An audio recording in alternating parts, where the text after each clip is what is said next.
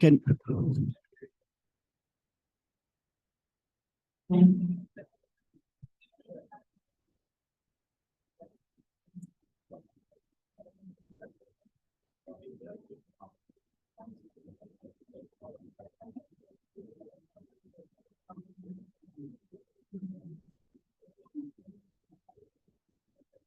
if we can take our seats, can everyone take their seats and we can start the program?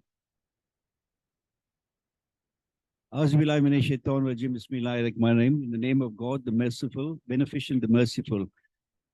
Assalamu alaikum wa rahmatullahi wa barakatuh. I'm not going to do the official welcome. That will be done by Suleiman Patel. But before we start the proceedings, we'd like to call upon Maulana Muhammad to render Kirat for us. Maulana.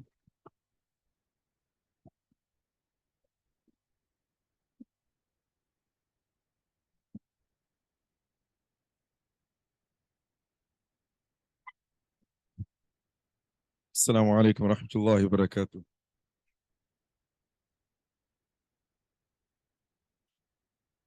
أعوذ بالله من الشيطان الرجيم. بسم الله الرحمن الرحيم.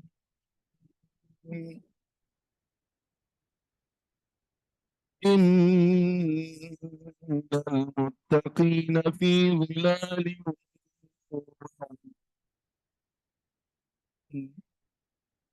وفواكه مما يشتهون واشربوا هنيئا ما كنتم تعملون إنا كذلك نجزي المحسنين ويل يومئذ للمكذبين كلوا وتمتعوا قليلا إنكم مجرمون ويل يومئذ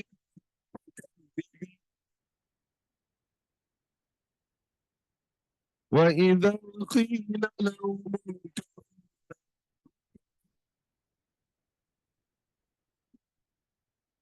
ويل يومئذ للمكذبين فبأي حديث بعده يؤمنون صدق الله العظيم.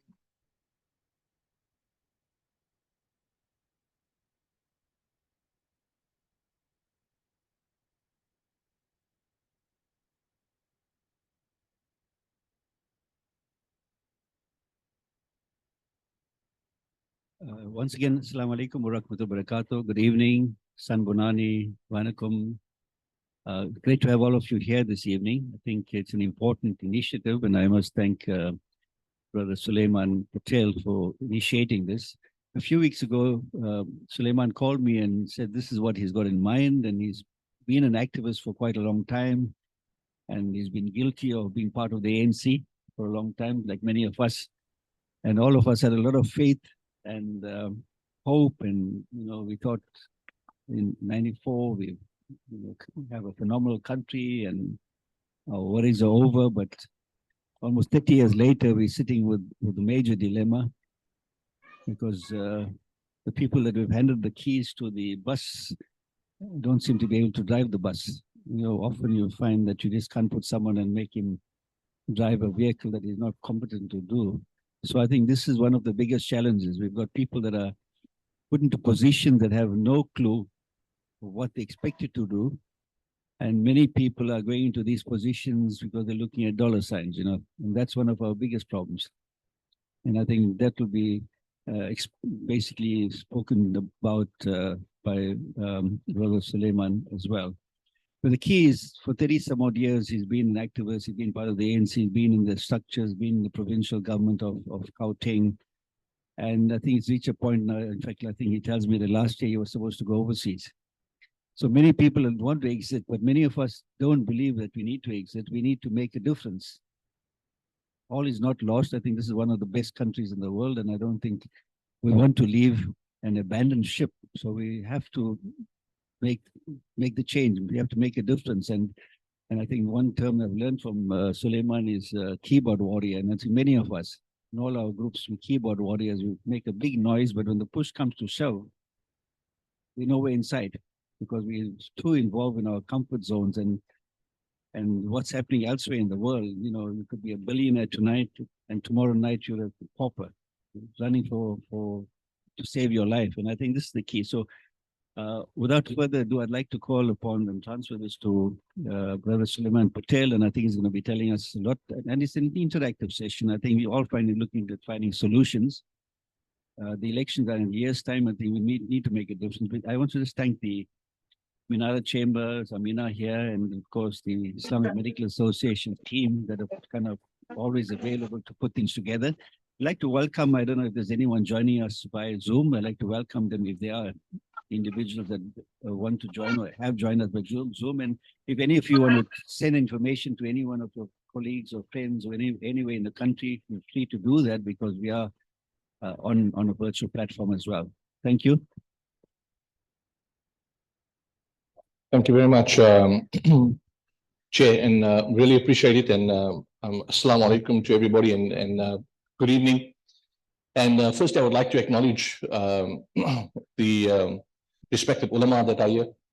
We also have some of our people from the leadership of some of the political parties that are here in Sizwe Ummah Nation, Nixa, and from other areas, which is excellent.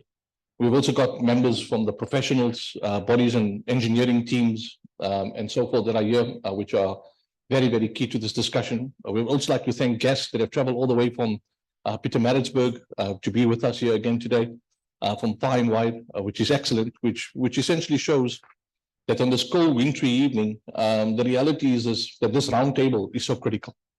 And one of the reasons why we're basically sitting here is because of the woman sitting next to me. And when we said we wanted to leave, when I told her last year, I said, it's time for us to go potentially to Canada. She then sat and looked at me. She said, I think it's a good idea, but first, why don't you fix the mess that you created? And then let us decide where we want to go. It was a very, very sobering moment for me.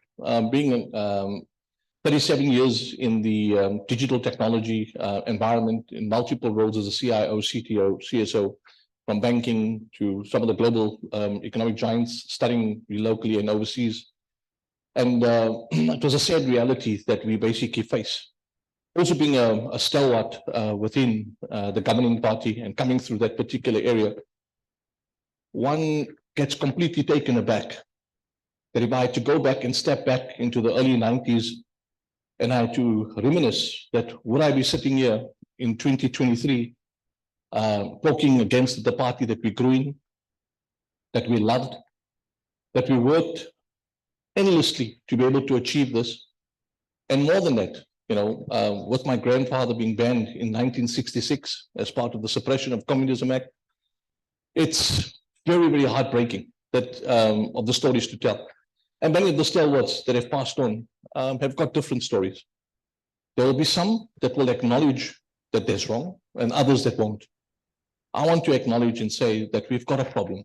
Listen to this. That we've definitely got a problem. And I'm sorry, and I ask for forgiveness. How are we going to save That yes, we were part of it, and maybe we did not have oversight and control as to how this has taken the turn. And the reality is this: there's not much we can say or do because if the people that are there within the system do not want to acknowledge that there's something wrong, then unfortunately our conscience now needs to come to the table, and the conscience needs to be to say that definitely we are at a crossroads, and how do we then move ahead?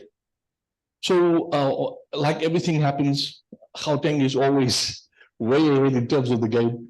And last year, as activists from multiple areas, we sat and we had these discussions, and I said, guys, enough. You know, we can add nauseum, and each of us can pass enough amount of testosterone and estrogen on those chats and try and show each other out in terms of how we're going to do it. But as much as we verbalize and try and socialize a narrative of how we can transform this country, it's not going to happen on WhatsApp. It's not going to happen on WhatsApp. We're going to have to then change and see how we move forward. And obviously, we said that, you know, the time for talk is cheap. Remember being an ICT practitioner, voice over IP, and our slogan, talk is cheap, voice over IP. We said, guys, now we need to be able to go to a point where we have to not only talk the talk, but we have to walk the talk. And that's why we're here. And I said, okay, let's give it a shot. Let's put all in to try and do this. And we acknowledge that while I'm sitting here as a management consultant or as an advisory, the idea is that we do not have all the answers on the way forward. But if I look at the collective brains trust that sits around this particular table, I'm sure we've got enough solutions jointly that we can bring. Creator is there, we are creation. Creator tells you that you tie the camel and then you ask me to then look after it. We have to tie the camel. And that's what we have to do now and say, let's try and find a way out. So it's not a question about being white or black, Indian or colored, Muslim or Hindu. It's about saying, as citizens, how do we ensure that aside from the power problems that we have, the water problems that we have, and myriad others, how do we take this journey? So I'm just going to share with you a quick few slides. And the idea is not to go into a death by PowerPoint in the evening on Friday, but just to give you some ideas of stimulation in terms of understanding the context, which all of us know, but some better than most, in terms of where we're sitting, and say, how do we pave a way forward? And that is why I appreciate the leadership of the different political parties around the table. Because it is going to take a quantum leap for us to be able to redefine how we go forward. And it's no use bringing a ballot paper where each of us will have to carry a ballot paper that's 3 meters long. It's not going to help us. Okay, it's not going to help us. We need to be able to identify a very strategic trajectory in terms of making this happen. And I approached one businessman, a very astute guy, and I said, listen, we need money and to do this. So he says, you know what, you're one of the first guys in line. How many of you are still going to come to me for money? So I got no idea. He says, if I'm going to have to give each of you money to basically come in on this idea, and I'm going to have a ballot paper that's going to be 3 meters long, then I've wasted my money. We need you guys to say that if you're saying that there needs to be change and transformation, then you guys need to be politically astute and smart enough as professionals to start aggregate your thinking. Aggregate and align, and then come to business, and then business will support you in this journey. Because business is bleeding just as much as all of us are, but we're not prepared to go and have hundreds of parties coming online, everybody asking for a piece of the action, but it's not going to take us anywhere. And that's what we're trying to strive together. So I think the idea of this consultative table is the start of many, to be able to say, how do we then bring in and be able to change and charge, okay, that there's leaders of the community and being able to say as activists of the community, how can we do this? People always claim that there's a leadership vacuum. There isn't a leadership vacuum. We've got leaders. It's just that we haven't aligned and aggregated them. And this is the aim of being able to bring it. And that's the idea. So I just want to take you through and ask some pertinent questions. The first is that we all talk about the country and we all talk about a national government and provincial government. But what is the budget of national government?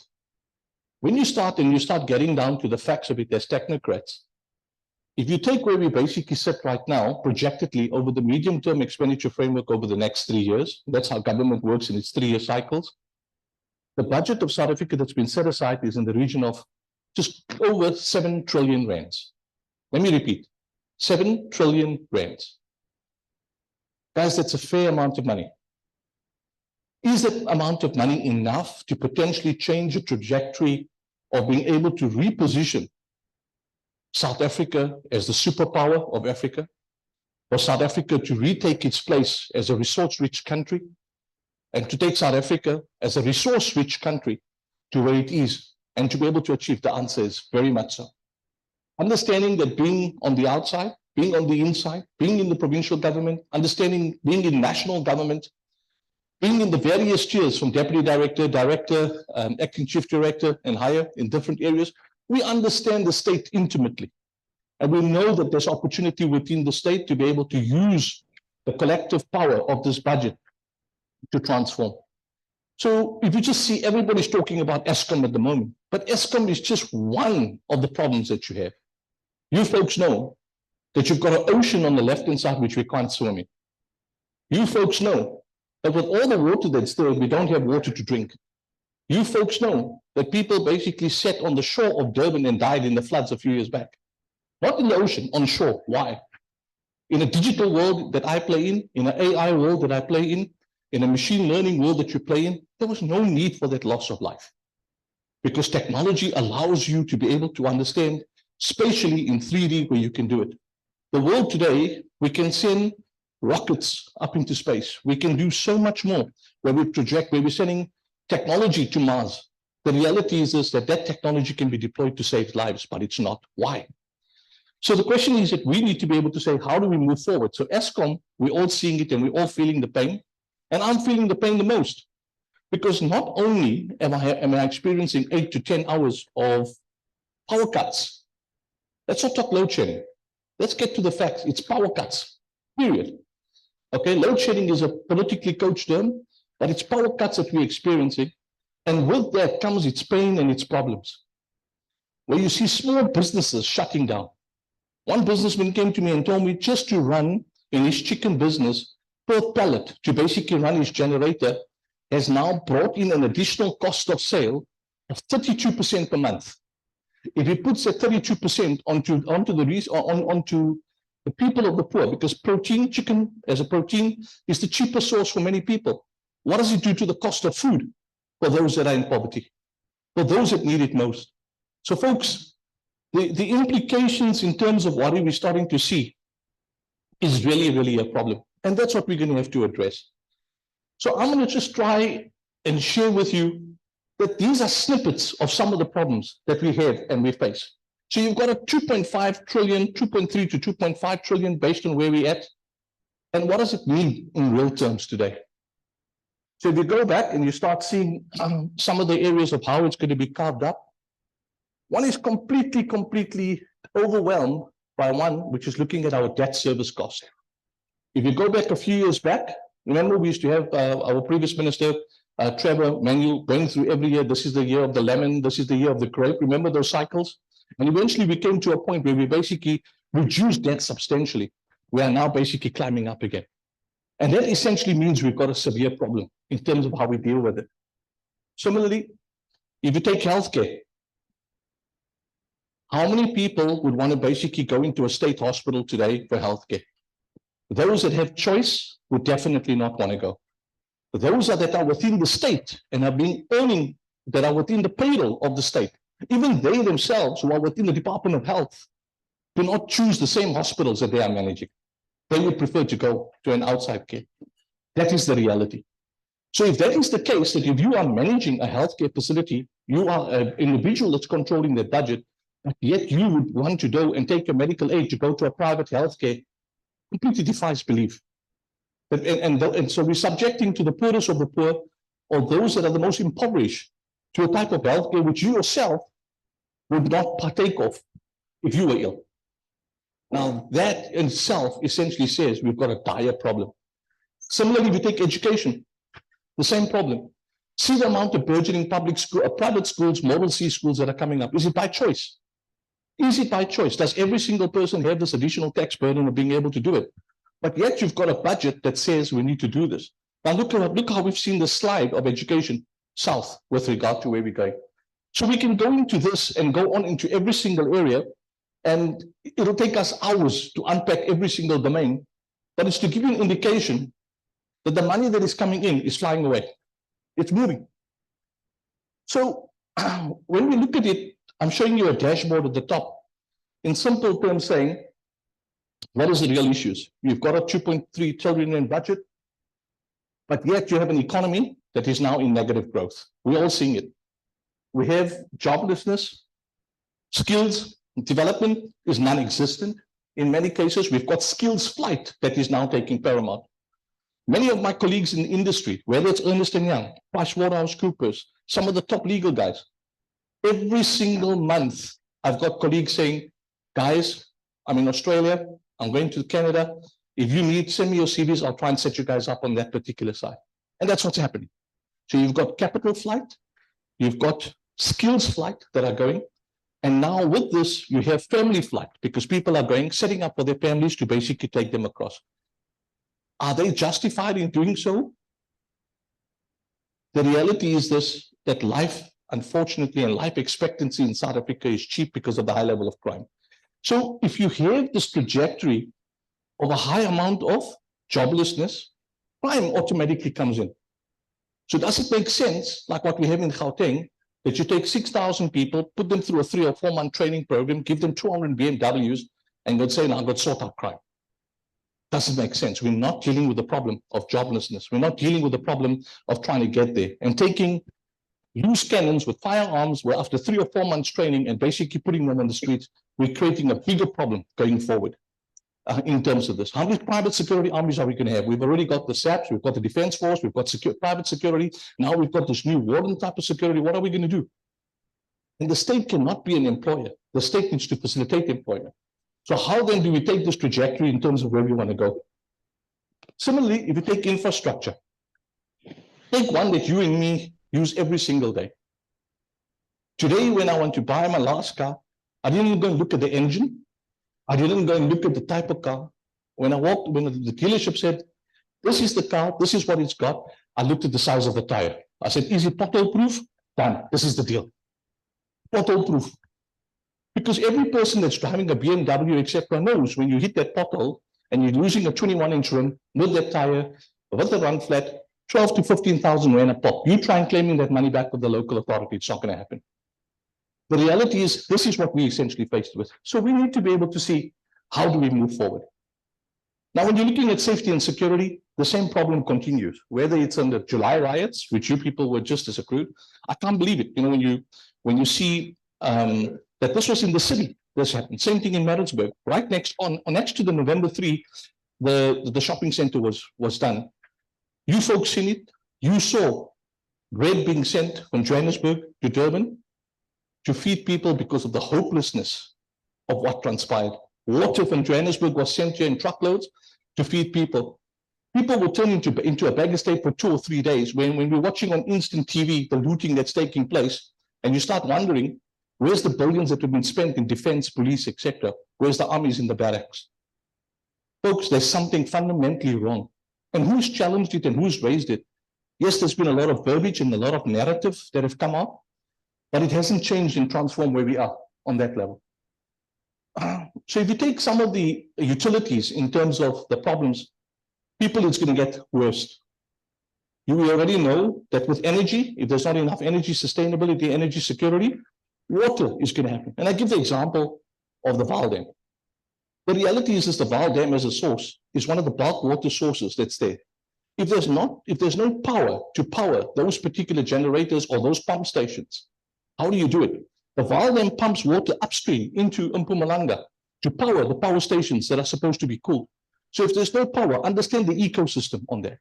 If there's no power, understand we're already in Johannesburg and in Gauteng, we have reservoirs going down.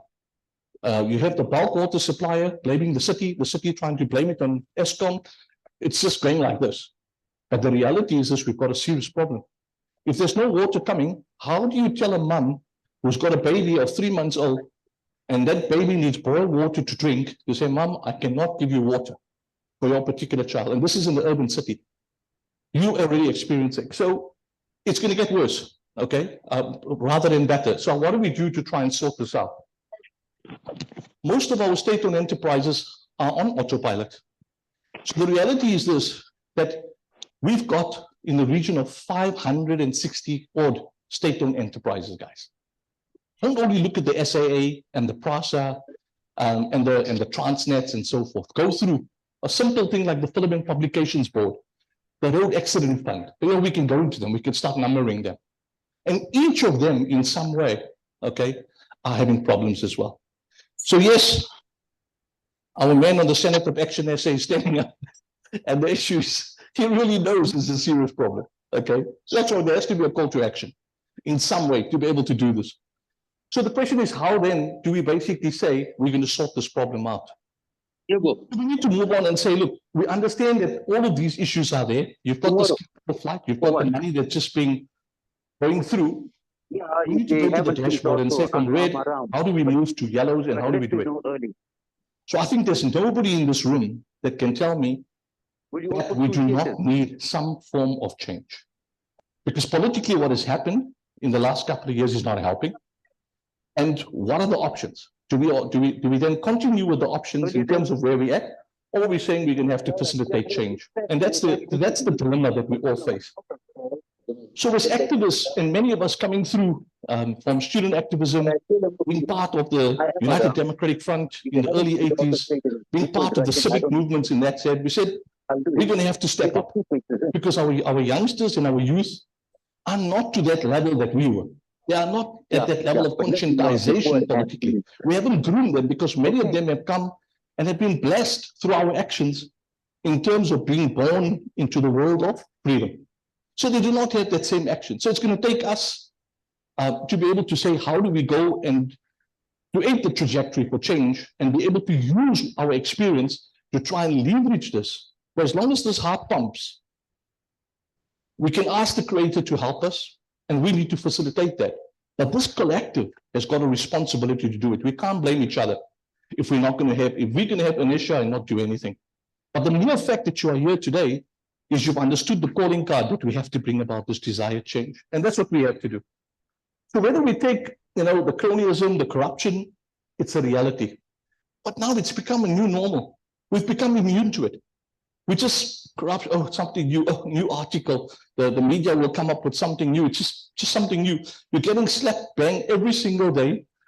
Myself, Mustafa, and a whole host of activists will go on the chats, Maulana Saeed, and we argue these points and we argue these issues. But all it's doing, it's creating a level of conscientization. But what can we really do on that WhatsApp group? If there's 300 or 400, you've got 300-400 people that are consumers of the ideas on that. But has it gone beyond that? How many people in this country? So I want to ask a question. How many of you, just out of interest, completed the last census? That's about 5 people. I must admit, from all the roadshows that I've done, this is the largest amount of people that completed the census. So the reality is, if you ask me what is our country's statistics on 55 or 60 or 65 million, no matter what the smart actuarial scientists and what the actuaries are going to say, if many of us have not filled in that particular census, guys, we've got really no idea of exactly the numbers that we have. But let's assume that we say 60 to 65 million or 70 million for that matter in country. What are we basically doing? How are we going to solve it? The second problem is, how do we move from self-service to selfless service? If you've got a 2.3 trillion rand budget, some of the guys in the system are using that budget as an extension of their own bank accounts. That's the reality. And yes, somebody said, aren't you scared to be another Babita Diakaran? And I said, that's a very good possibility. There's a red dot on my head already. But at least I can stand with the courage to say that we're trying to do something. And let's not be fooled. There's going to be many Babita Diokarans that's going to be taken out. Okay, because the system will ensure that many of the people that are there within the deep state, within the mafia state, okay, and each of these SOEs, each of them, it goes into every single trajectory. Let's not blame one single individual in terms of Andre de Ruyter. There's many Andre de Ruyters that are trying. But this, what Andre de Ruyter is saying is happening in Eskom is happening across the strata of national, provincial, and local government, and within the service providers as well. And guys, let's also be real. Business is not immune to this. Some members of business are participants in this particular process. We must also be open and transparent. It takes 2 to 10 check it out later. It takes a chorus to sing Kumbaya to basically resonate. It's not going to be one person that's going to do that. So these are some of the things that we are shadow boxing with that we're going to have to face. But if we can aggregate and think, we can be able to do that. So the least and last thing that we need is another commission. And yet we have it. Something goes wrong with a ship coming in. Let's call a commission. How many commissions? We had a somber commission of inquiry, and one of the cases that came through has not basically even come to pass. So how many more commissions of inquiry, and what is going to be the resultant action in terms of that? Just money spent with no action? Then we're going to go and blame Shamila Batoy, you the problem. She's one lady that's trying to change the National Prosecuting Authority. They say dynamite comes in small packages, but there's only so much that lady can do. You need a whole transformation exercise. So can we afford more commissions? Who are you placating by saying that we're going to have more commissions? It's not going to help. Okay. And we as citizens, I think we've come and understood that we have to remove that veil from our eyes and basically understand that we have to do something. So we're saying, okay, we definitely know now that we've got serious problems in the ineptocracy in terms of the people that we've got in place. Morality doesn't exist, okay, because you get stopped by a traffic cop, say, give me a fine. And the guy says, boss, let's talk. So give me the fine. No, boss, let's talk, man. How can we talk? You know, how can we help each other? What do you do? So the reality is this. That's the moment, the traffic cop moment that we're all sitting with.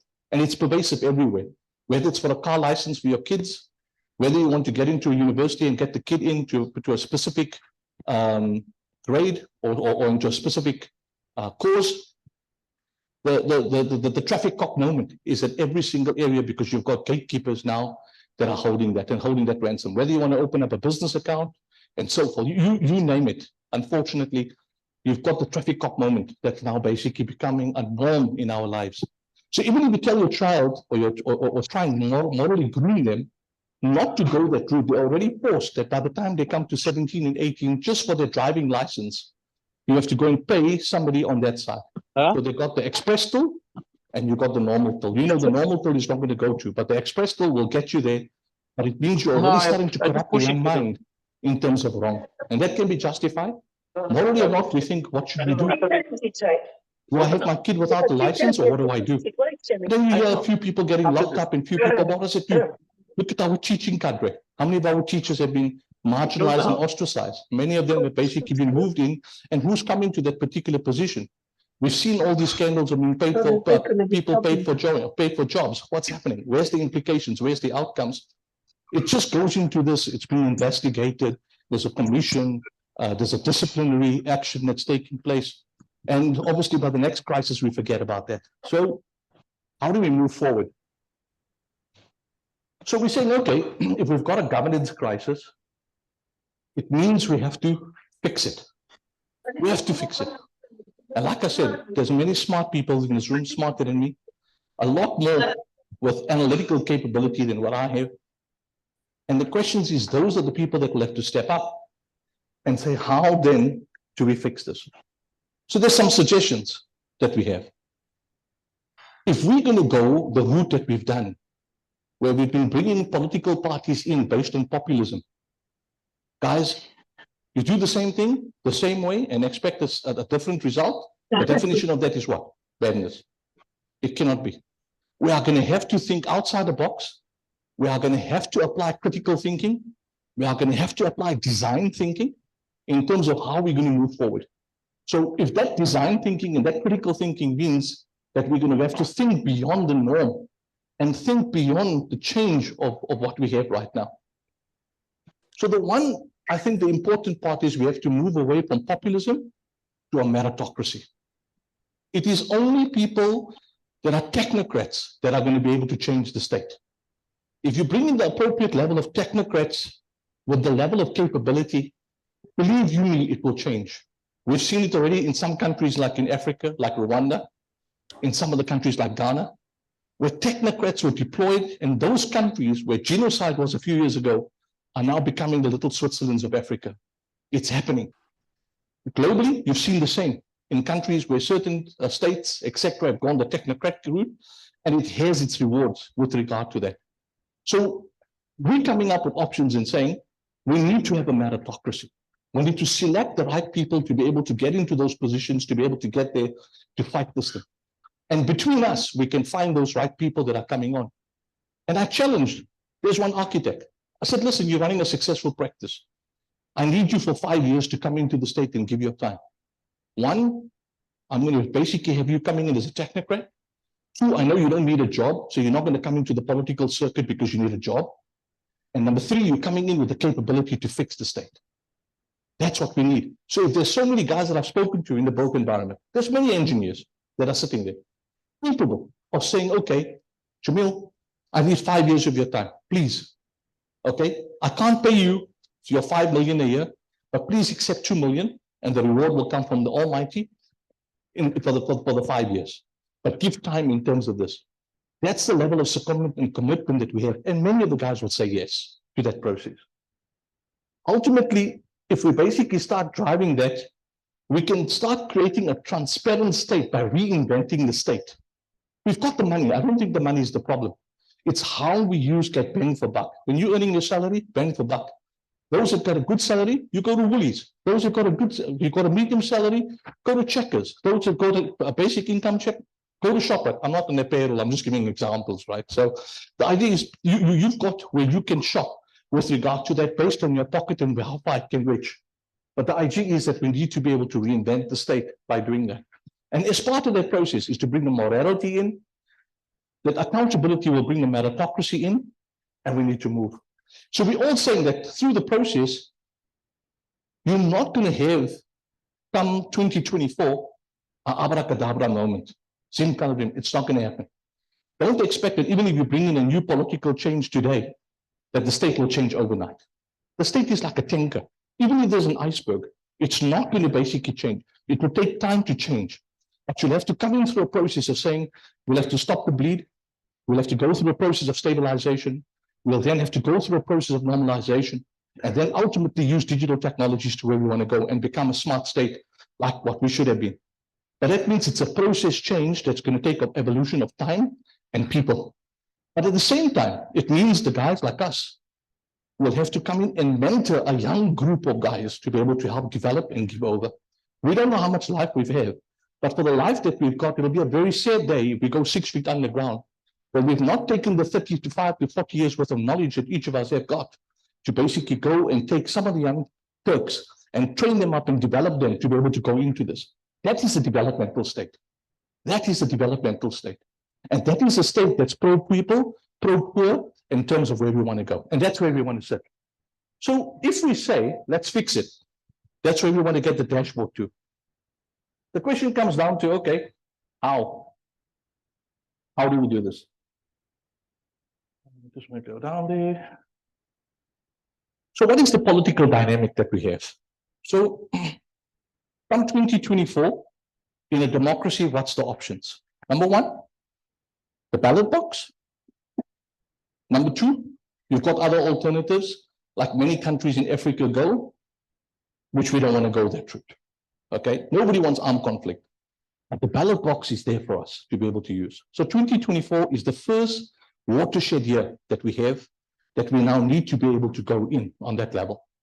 But if we go in with a ballot paper that's going to be 3 meters long, we're already wasting time. We're not going to get there where we want to go.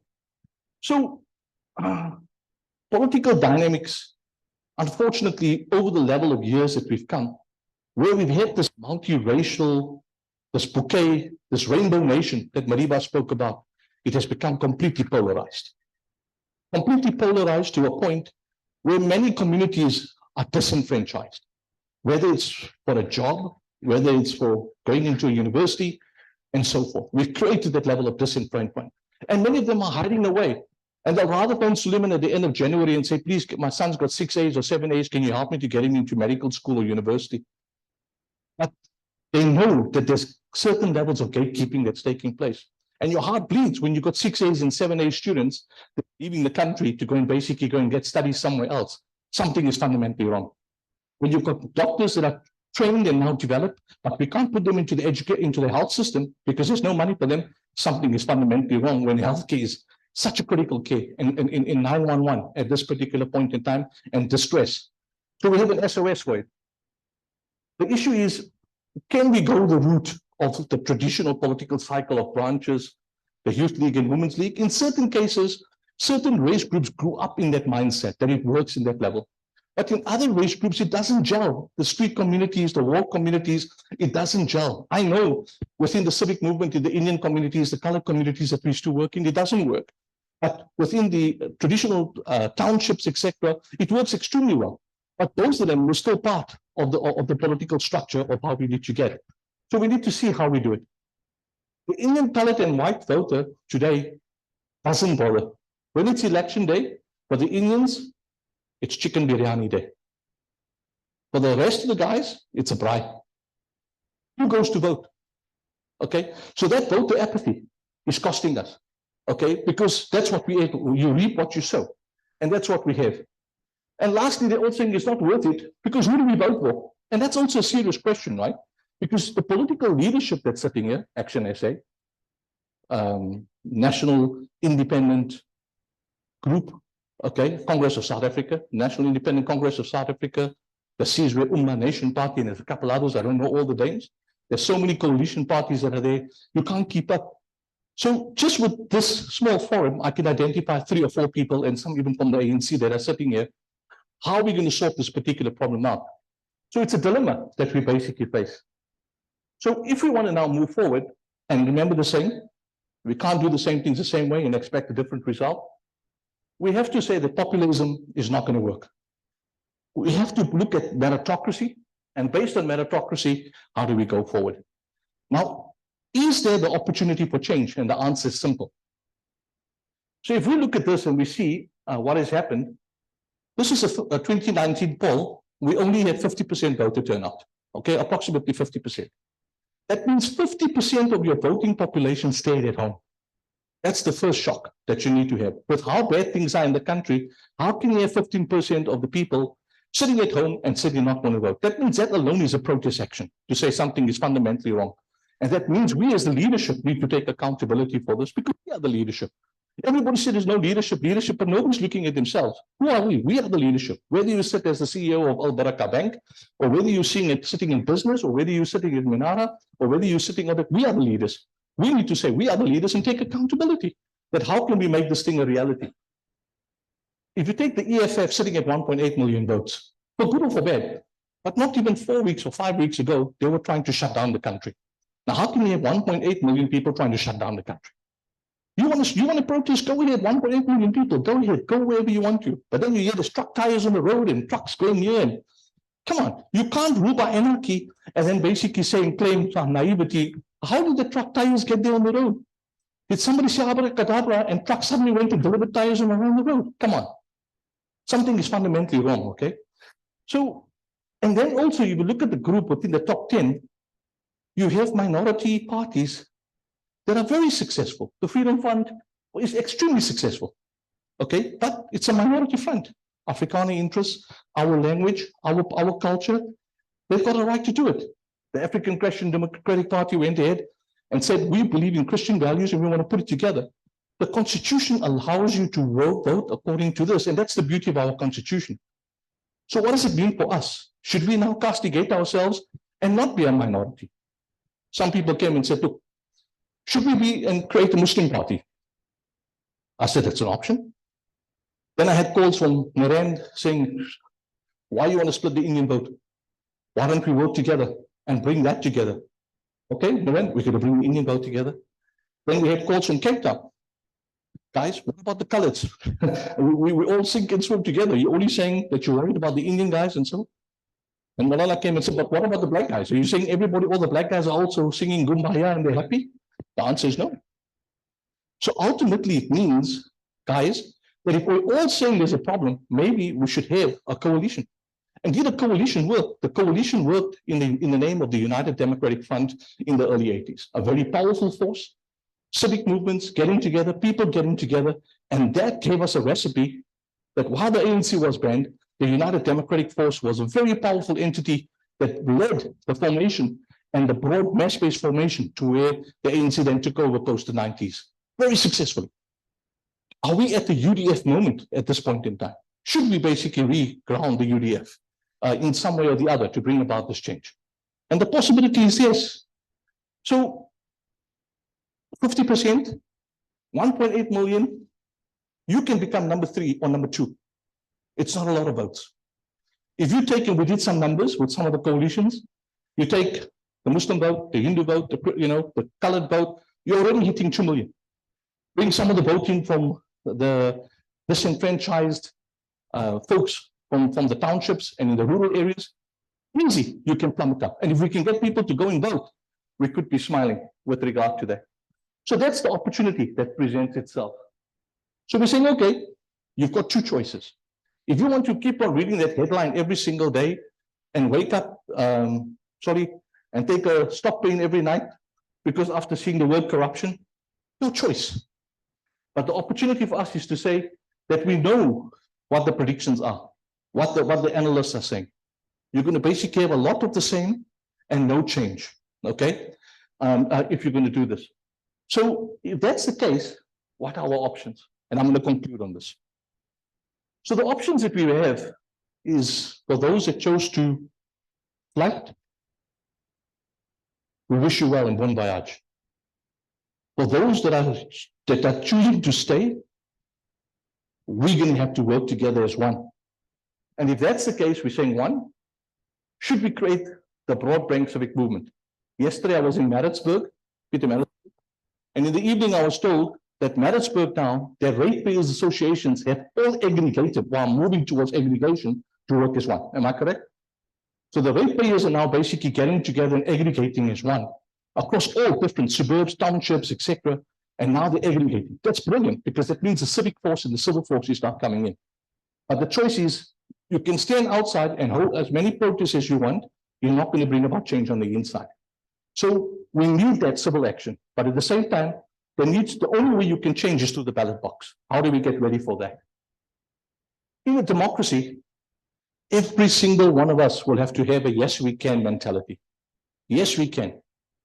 If we can have this yes, we can attitude, I think we can start the trajectory for change to where we can go back and take back this country from those few people that are who have by design decided to come with the sense of illusion that democracy is not active on the ground. They've forgotten that democracy is the people, for the people, by the people. We need to bring that back onto the ground and tell those guys that by design, don't think that we are going to shut up any longer. Because now we are now basically getting together and forming ourselves up against wrong, against corruption, against a bludgeoning of a 2.3 trillion rand budget, which this country can't afford because we need to make sure that everybody has their rights. So if that's the case, faith-based party, there's an option. You can get some votes in there. You take a multi-faith party, there's options. You can get your 1.5 million votes. But if you take a multi-faith party plus meritocracy, if we can go and say we are going to bring in people based as technocrats, select them based on their capability to turn around the ship, and that's the guys we're going to support, it's going to become a very different flavor. The important part, Senator, and leadership of SAN, leadership of NICSA, is the leadership that will have to basically come to the party and say, how do we as a coalition of forces put our petty differences aside? Many new parties are now sitting around this table which have not contested national and political. It'll be a sad day if we don't aggregate them to work as one. That means it's going to be give and take. Nobody's contested elections from the three parties that are here and some of the others. So it means it's going to be a give and take, and that's going to take leadership on its own to say, how do those leaders basically get together and aggregate their vote? Because that will give hope to the rest of us to say, if all the leaders are now coming together and saying, guys, as a broad coalition front, in one banner, we're going to work. The IEC is not going to have somebody saying coalition party. It's not going to work. There's going to be no ballot box in coalition party.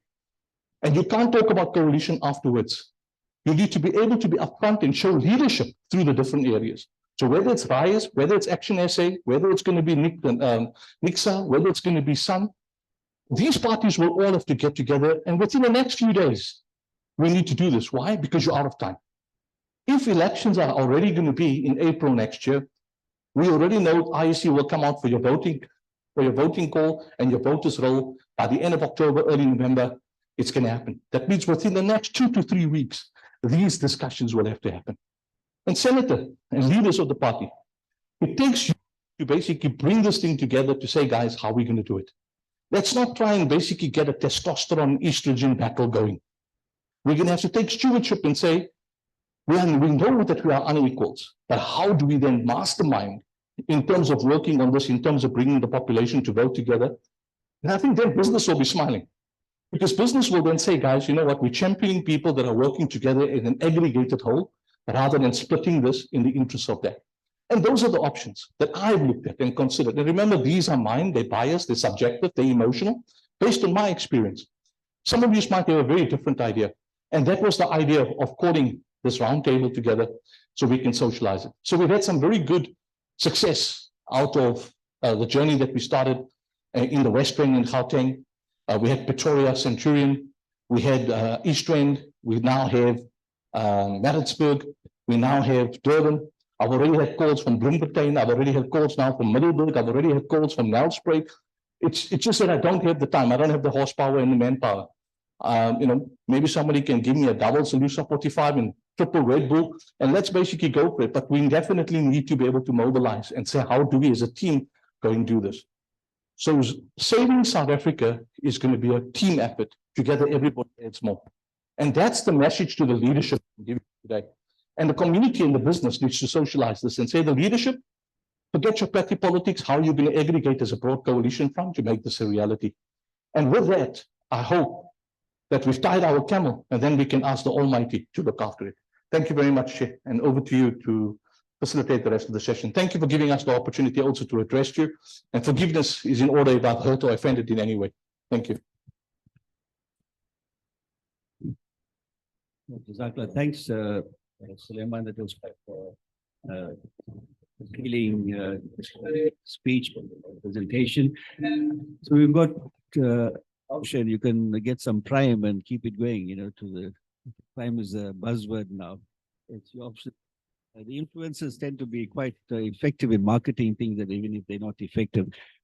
But obviously, we have two choices. We've heard him, we've heard Suleiman, and we kind of got two choices: the high road or the low road. The high road is kind of getting involved in the action, and the low road is a very good speech. We go home and we relax as we always do, and we have and wait for someone else to do it. And I think he's starting, he's kind of lit the fire. We need to kind of put the fuel in the fire. What I'm going to do is now I'll start off with, on my right-hand side, we've got Faisal Suleiman here, the chairman of SAMNet. And I think they've been quite actively involved in trying to do so many things. And of course, one of the greatest challenges is the apathy and the lack of funding. And I think that's going to be one of the challenges that Suleiman has as well. So we don't have much time in the next year to get to where we want to go. We have to take control of our own destiny at the end of the day. As I said, as he's been mentioning, many of us passed our sell-by date. So we ain't going to go anywhere. We're going to be here. I was in London a few weeks ago, and after 2 weeks, I was my daughter and son-in-law, but after 2 weeks, I want to get back home. I want to be here. The cost of living is so much easier here. I don't have to multiply by 24 all the time. But at the same time, it's not home. It's never going to be home. And we started something recently, WhatsApp groups of South Africans all over the world. What are they doing? Where are they? How can they interact with each other, interact with ourselves? How do they kind of find a way to educate and mentor people within South Africa? And I've also, once you're South African, even if you're out there, you're still South African in your heart. You're never going to change that, And how do we kind of harness that? Many of them can vote as well. So, we started this WhatsApp group, sent out a link, and within 2 hours, we had over 1,000 people on the WhatsApp group from all over the world. From Luxembourg, from Belgium, from Netherlands, from Canada, from Calgary in Canada, from New Zealand. You never thought that these people are out there. And when many of them are happy to kind of disseminate information. For example, I've got a nephew in Amsterdam. Now, he didn't know there's a whole South African contingency and a forum there as well. So we kind of connected that. But we need to harness everyone within this country. We need to harness everyone that's outside the country, whether it's, especially our South Africans out there and all that brain trust. There's a lot of brain trust out there as well. But I'm going to just move in this direction. I'll start off with the Faisal, and he'll probably tell you all the hassles and problems over the years trying to get people to vote. And then I've got Imtiaz next to him. I think it's ACC party, who's been very active on the ground as well. So we start across and we can try and I think we'll have to kind of keep it brief because we'll have to cover as many people as possible. Salams and good evening, and thanks, Sami, for our presentation.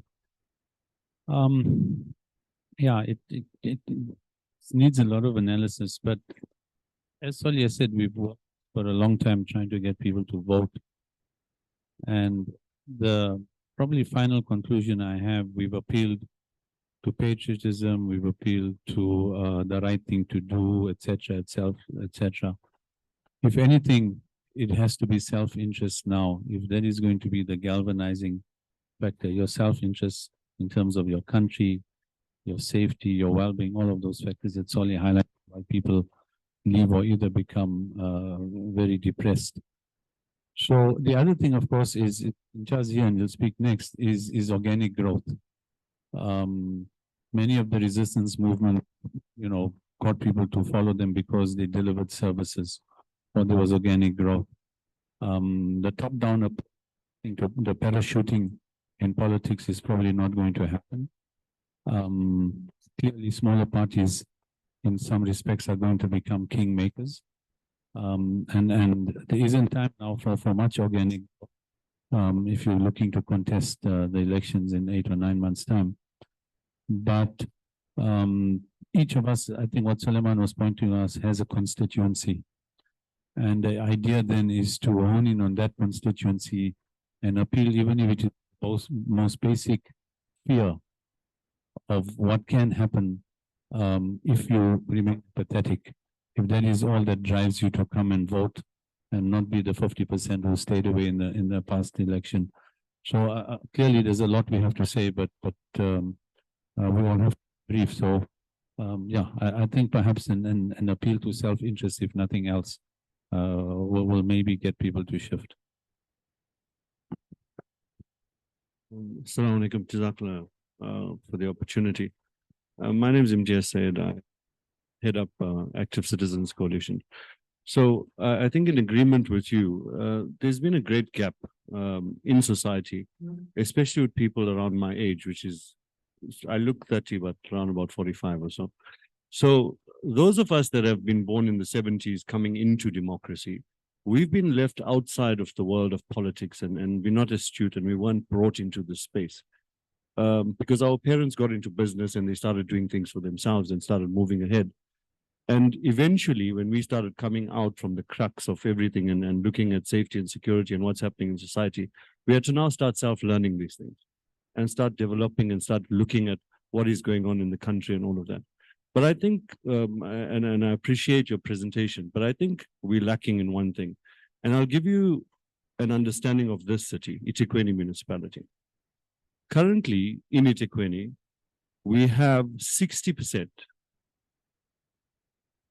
of the citizens that live within eThekwini municipality that we provide water, sanitation, DSW, and all of these things for free. 60%. The 40% is your ratepayer. And 73% of that expense, the 60% expense, comes from you and I. And this is where fundamentally we have the problem. But then you go back and you ask yourself, where did the 50% of people that didn't vote come from? Which constituency? It's exactly you that pay that 73%. And that's where fundamentally we're seeing a problem, because we're always moving towards this pro-poor rhetoric. And I fully understand socioeconomic issues, all of that. But there's got to be a space for it. There's got to be a place for it. And we've got to clearly identify that this is a paid-for service and a non-paid-for service when it comes to society. So, and I'm in total agreement. Currently in Durban, there's a move towards the EJRP, eThekwini Joint Ratepayers Association, where there's ratepayer associations forming all over the place. But obviously, all of them have their own agendas. And when we're advising them that you need to form it based on your voting district, because affluency plays a big part in what services you require. So we need to be very organized in civil structures, and those civic structures need to push from within themselves who they want to lead, but with clear understanding of what's happening on the floor. And yes, this platform is great because everybody speaks to their own constituency. But how do we interrelate and how do we now focus? Because already I can tell you this in no uncertain terms, the divide is great.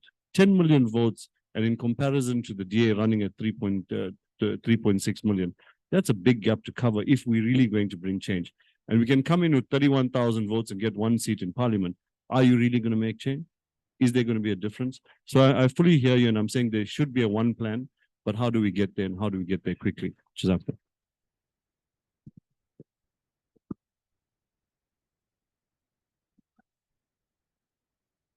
Assalamu alaikum. My name is Lubna Nadvi. I'm a political scientist and community activist based at UKZN.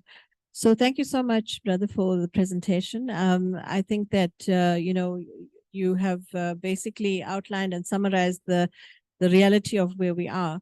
For me, I teach and research in the area of politics, and what the reality at the moment is that we have a society where more and more citizens are stepping in to do the work of state. That's a reality. So it's us as citizens going in, providing the water, sending the water tankers, filling in the potholes. Earl Hague Road today developed sinkholes, etc., etc. We all know about this. So we as citizens are now coming in and doing the work of the state. And this is the reality. And the question is, should we then be in government? Because that's not practical. Electoral politics is not necessarily the answer. I think, we're going to see a very long ballot sheet, and there are going to be a lot of political parties. But the reality is that we need to actually ensure, coming up for the 2024 elections, that we are going to have people who, if we do vote, people who come into office who are not seeking position. Because as soon as people come into office, they're going to be, okay, I'm going to take the seat, I'm going to take that, whether you have a coalition government or not. They're all in it for positions. Unfortunately, that's the reality at the end of the day. So we as citizens who are really worried about our water, our electricity, our health, our education, we have to have a plan in place where we are going to, first of all, hold those people who come into office accountable, but we actually have to find a way to ensure that we take greater control of our municipalities. And citizen education is one way of doing it.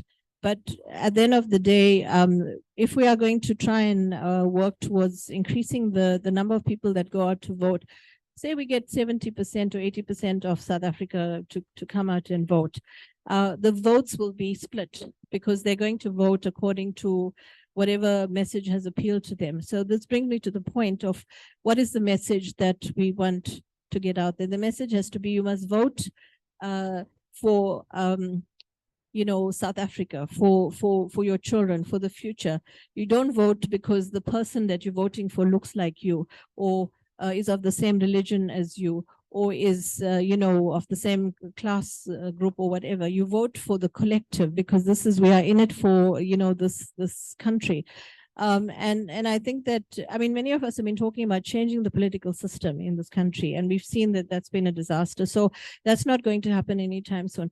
My suggestion is that the two things. One is that we build a stronger civil society, and perhaps the UDF kind of structure is something that we actually now need to move towards, that we come together as citizens, not as, Africans or Indians or coloreds or whites, as citizens of South Africa, and that we understand that this is our future. And if we don't actually do something about it, the country will fall apart.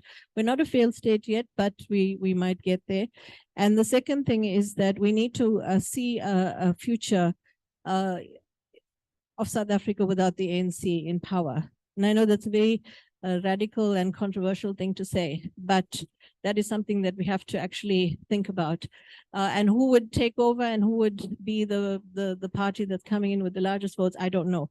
But at the end of the day, we need to move towards that, and we need to move towards building new political forces that are worried about the country and not about position and power. So that's my input. Thank you.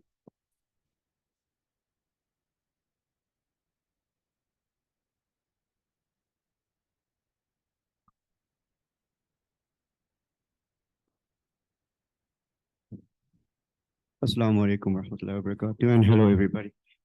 My name is Yunus Bayat. I'm a chairman of a ratepayers body, and Suleiman, I've listened to you and listening to others speak, and many have covered a lot already. And the lady just now, she spoke about electoral politics and everything, so we need to be mindful about all of this as well. But Suleiman, from my side, you said that you have the narrative. You have the narrative to come here to. You can't just have only even 1,000 people. We need realists. Can we pull this off in the next 3 to 4 months? I know you made a reference to and Naren has told you let's not split the Indians and all that kind of thing. And Naren, you'll get we'd like from you as well. But let's be realists. And you even said it, we don't want a 3-meter long voters roll. We're not here to reinvent the wheel. Let's be realistic about this whole thing. You even also mentioned that you're open to any kind of suggestion that's going to bring meaningful change, which is what we all want, what we're all looking for. We're looking for change. We want to save South Africa. We know the condition we're in, we know the state we're in, we know we need to be saved, and we need to, if we can, if something can be pulled off. Look, I'm in it if it can be done. I'm in it to win it with you. If it can be done, if we can pull this off, and I'm sure many others are as well, but we really need to have a very, very formalized and structured approach. And if you had people, example, like Bloemfontein calling upon you, I know your resources may be limited. I'm not even sure how you're pulling all of this off, right? But the thing is, if the Bloemfonteins of the world are calling you and others, then you need to do it. It's part of campaigning, right? So it has to be done as well. All things said and done, we just need to be realistic. And can we pull this off? And if we can, then we just all need to follow our sleeves, just like we're filling in potholes and repairing pipes and whatever else we're doing at the same time. We need to believe in this. If we believe in it, and if we know that this can be pulled off, we need assurances from a different level. I'm speaking for myself, and I can't see others here that are politicians from a high level. So there's a lot involved over here. This is quite a mammoth task ahead of us. So let's be realistic, and if it can be pulled off, then let's fold our sleeves. Thank you. Thanks very much. Excellent presentation. I think there's 2 quick points I want to make. The first is this is a national and provincial election, right? We lost when we had the local elections and made decisions. I think that was probably more important for what's happening on the ground. Okay, we've got to look at that for another, 3-4 years time or something. But when you have a look at the time that's available, if you're saying that the parties must come within the next couple of weeks, it's impossible. It's not going to happen. Unless there's some miracle that takes place and people can get together. First, they need to know who they are, etc. So my kind of view on this is to have a look what's the best alternative available with existing parties. If you want to make the change, yes, we have to make a change. There's no doubt about it. But you need to look at parties that are already in place, got existing structures, and try to get behind the party that's going to make the biggest difference as such in terms of it.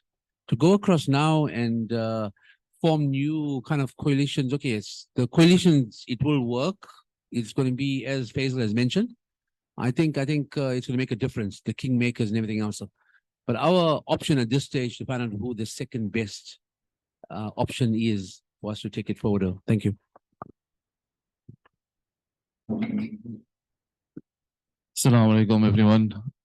My name is Mustafa Darsot, Senate member for Action SA Party.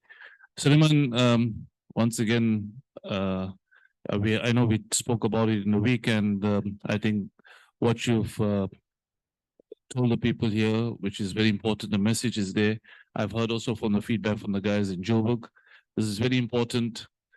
Just to talk about going forward now, the thing is time is very limited. Problem we have is that our people love complaining.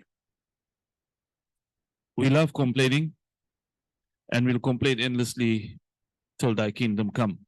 But when it comes to, for example, mobilizing to get people to come to something like this and listen and now, take the advice given and move forward and start seeking solutions, everyone wants to do it from the comfort of their own home.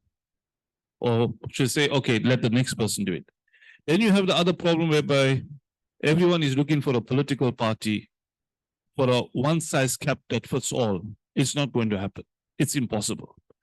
Right? We know as a Muslim community, we know that certain things are very important to us, which we are passionate about. For example, when we look at supporting a party, take for example, Palestine. We have Muslim people who are part of the DA, but others will say from the ANC supporting base that he's supporting a Zionist party. Now, are we going to just zone it down to one aspect, which is a very important aspect, mind you, or do we look at what that party is doing for us here in South Africa because we live here. Yes, we do need parties to be effective with a good, strong foreign policy, but that will take time to come. Right now, the challenge is fixing up South Africa. And my advice to anybody, spread the message out to start with your own family, with your own home, with your own family, your neighbors, your friends, in your community. Get people out there. The voter registration, special voter registration weekends will take place between now and say maybe October. But in the meanwhile, people must go on the website, encourage them to register to vote, get them ready, psych them up to be prepared to vote. That's what the message has been from my days at SAMNet with Dr. Faisal Mohammed Karwa here next to me. We're trying to say that firstly, get that mindset into those people to say, listen, we need to vote. And the day when election comes, vote for who you want to vote. Vote if you feel comfortable voting for the DA, go ahead. If you still feeling comfortable voting for the ANC, by all means do so. Right? Yes, I'm with Action SA. I know it's a party for hope. I'm offering that, but I'm not insisting you come and vote for us. Because at the end of the day, I want you to know what your options are. So that's my message out to everybody. We must stop complaining and we must start doing things. We need to work together. We need to get, like, for example, these ratepayers associations, like what you said about Mattersburg. They're aggregated together. Imtiaz mentioned about what's happening here in Durban with the Ratepayers Association.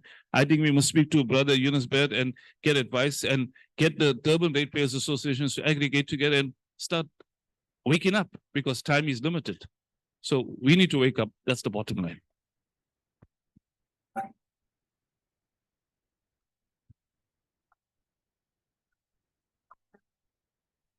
Evening, everyone. Thank you for the presentation.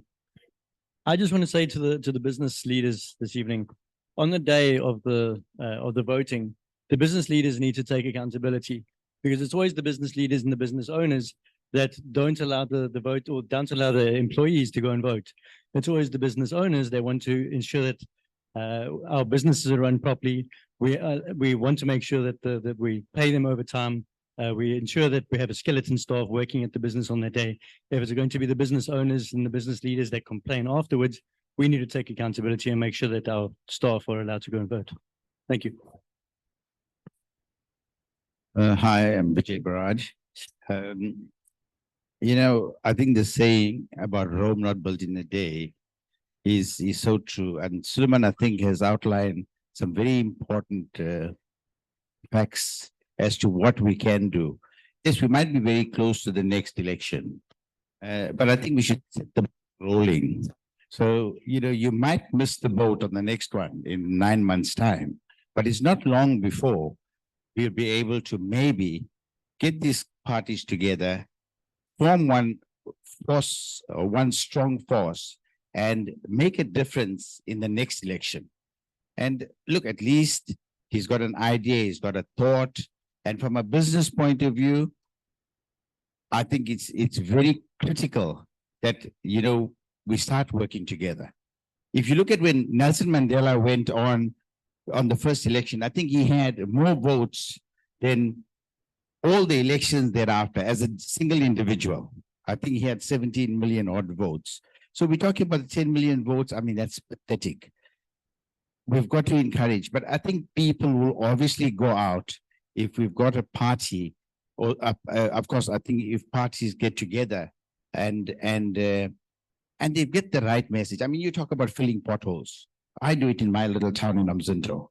I would obviously support people who come together with the same thought and same mind. And I think if you talk about ratepayers, most of them will get together. And the other, whether it's 5 or 6 million, you go and join forces with somebody like I'm saying DA, sorry guys, I'm not aligned to any political party. The next bit, EFF, if you look at EFF, they've come up recently.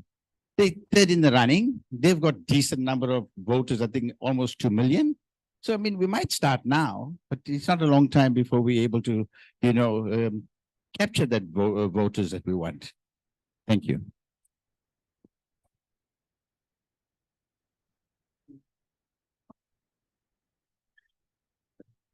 Say Assalamu alaikum.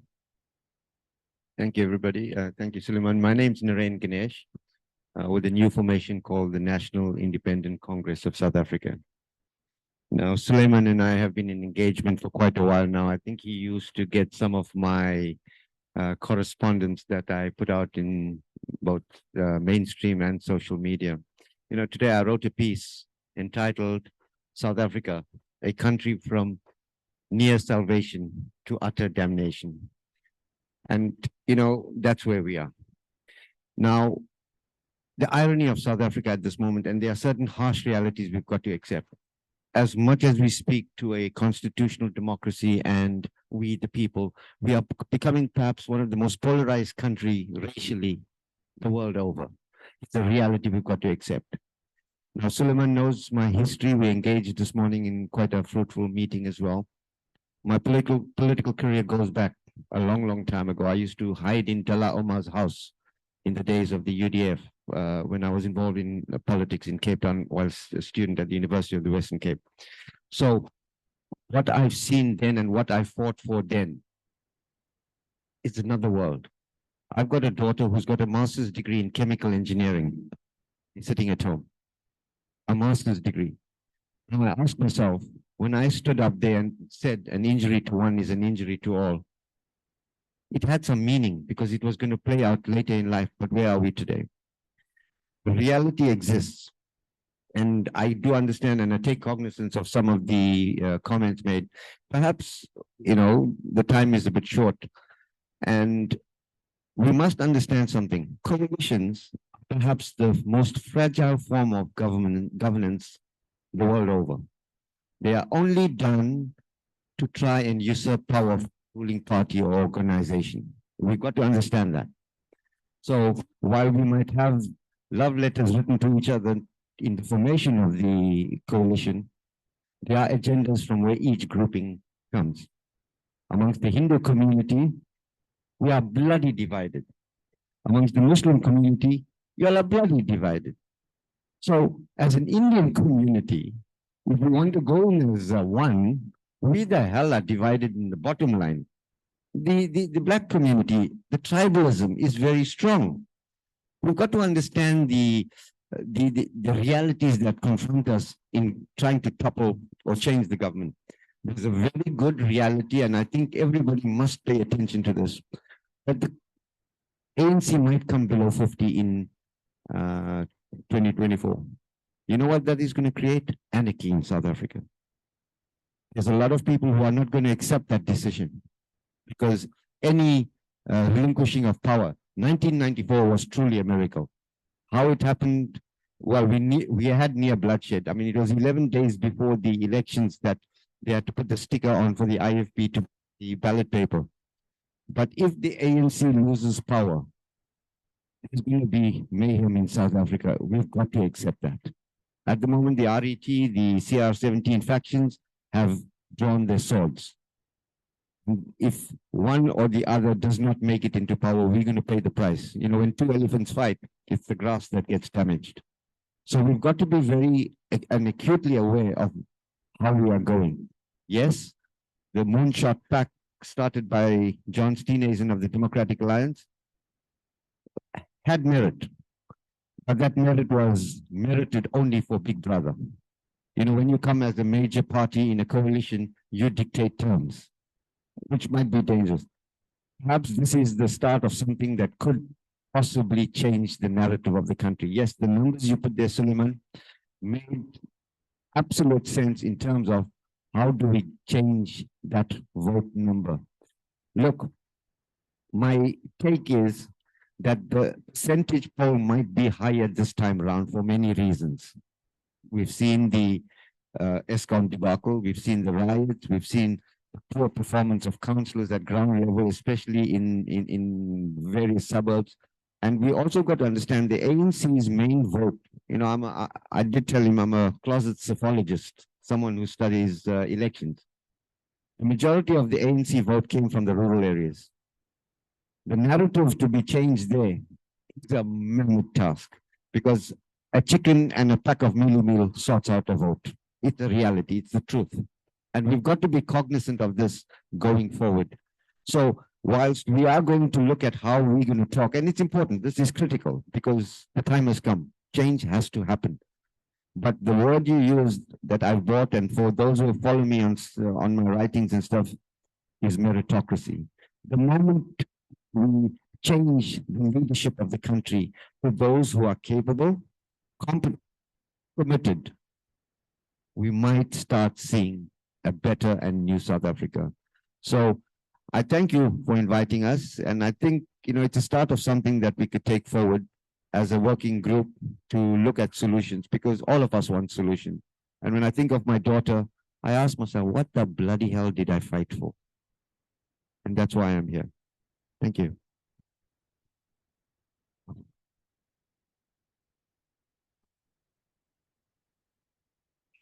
Assalamu alaikum wa rahmatullah, and good evening to everyone. My name is Said. I'm from the Sun Party. There's a lot going on in my mind, and a lot has been covered also. What I can say is this, and this is what I strongly believe in, that it will help us for a better South Africa tomorrow, obviously for our children, because most of us in a good maybe 20, 30 years, there's a possibility that we won't be here. So I'm sorry to say that. I'm very sorry, but as a Muslim, we are always encouraged to think about that on a daily basis.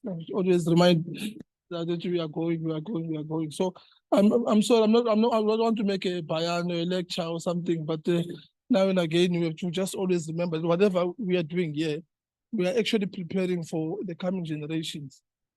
Because good societies, they come as a result of men and women who sit down and they plant trees, and they know very well that they are not going to enjoy the shade. They're not going to enjoy even the fruits of the trees that they are planting. So actually, we must know that what we're doing here, it's not really will benefit a lot of us who are here. It will benefit the coming generations. I was fortunate somehow to be in local government. I was a councillor as well as the deputy mayor in my town in Harding. But it was my first time to vote, 2021. I've never voted in my life. But people in the area said, no, we want you to become a councillor, because I was a Mulana helping in the area. Then, boom, I became a councillor, a deputy mayor. So when I was in government, I've never thought in my life I would be in government. I never had an interest. But I saw that, the damage is very big. The damage is very big, as we all know. The presentation that was made, and we see articles every day. But what made me to commit myself that, no, as much as I am a Molana, but I want to commit myself into doing something for the country, not just for myself and for coming generations. It's because for evil to spread, it is a result of the good men who are. That's how evil spread. We can blame and ANC or blame even the blacks. I'm black, I'm Zulu speaking. Both my parents are Zulu speaking. But it's a human problem. The corruption, every country will go in, everywhere. There's turmoil in the whole world. There's wars, there's all this corruption. It's a human problem. But what I think will help us for a better South Africa, a good South Africa for our children and generations to come, is to have this mindset of being united in our diversity. In whatever we're doing, we will be more strong in whatever we're doing. But the moment maybe we want to, maybe they have pockets there and pockets there, like how we are here, different races, but majority there's Indian community that is here. I think in whatever we're planning, there's different formations, but let us not forget that the majority of the people in the country are black people. And if more black people are not won, we don't win them into thinking this meritocracy. We have to start having some of us speaking in those terms that no, guys, we have to change this thing. Whatever has been done, it's not right. So whatever has been done here, I think it is a good step to many good steps to come. I respect everybody's views. Our brother Mustafa said, you know what, let's encourage people to vote, but they will decide what which party they want to vote. I also respect everybody's views, but I think this is a good step forward in many good steps to come. Like what our brother Haji Suleiman said, maybe in few weeks or we must start coming together and start formulating something as how we're going forward. I think I will second that we must start coming together, different formations, and making a plan, and then we go to the business community and propose our plan that, you know what, this is how we want to go about. I think I will end there. Shukran.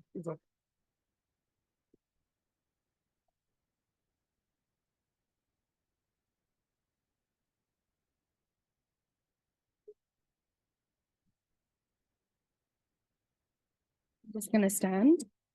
Alaikum. My name is Tamasha Kanyi. I'm a reporter from the Post newspaper. And I'm also a presenter on Himvani. I am the presenter of the youth program. Coincidentally, this week we did a program about the Electoral Amendment Act because I think it's important for young people to understand what's going on in the political landscape, but understand it in layman's terms. So I feel like it's safe to say that I'm the youngest person here, just looking around.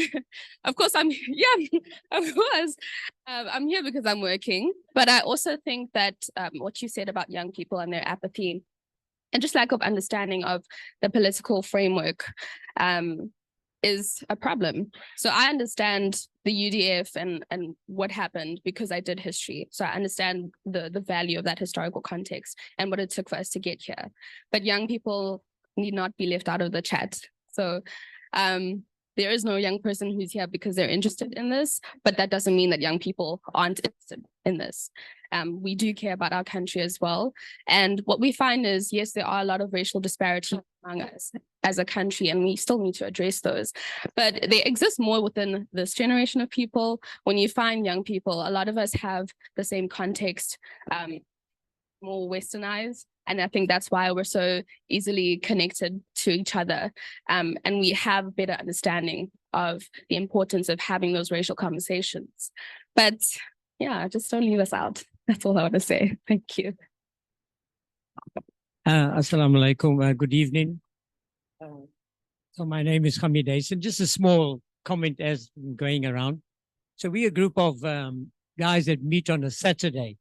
And I said, you know, this forum is going to happen. What is the solution? Let us make comment to what would be, you know, and bring something to the table. And the guy said, look, South Africa can't be saved. But moving on, first we must say the small parties, you know, well done.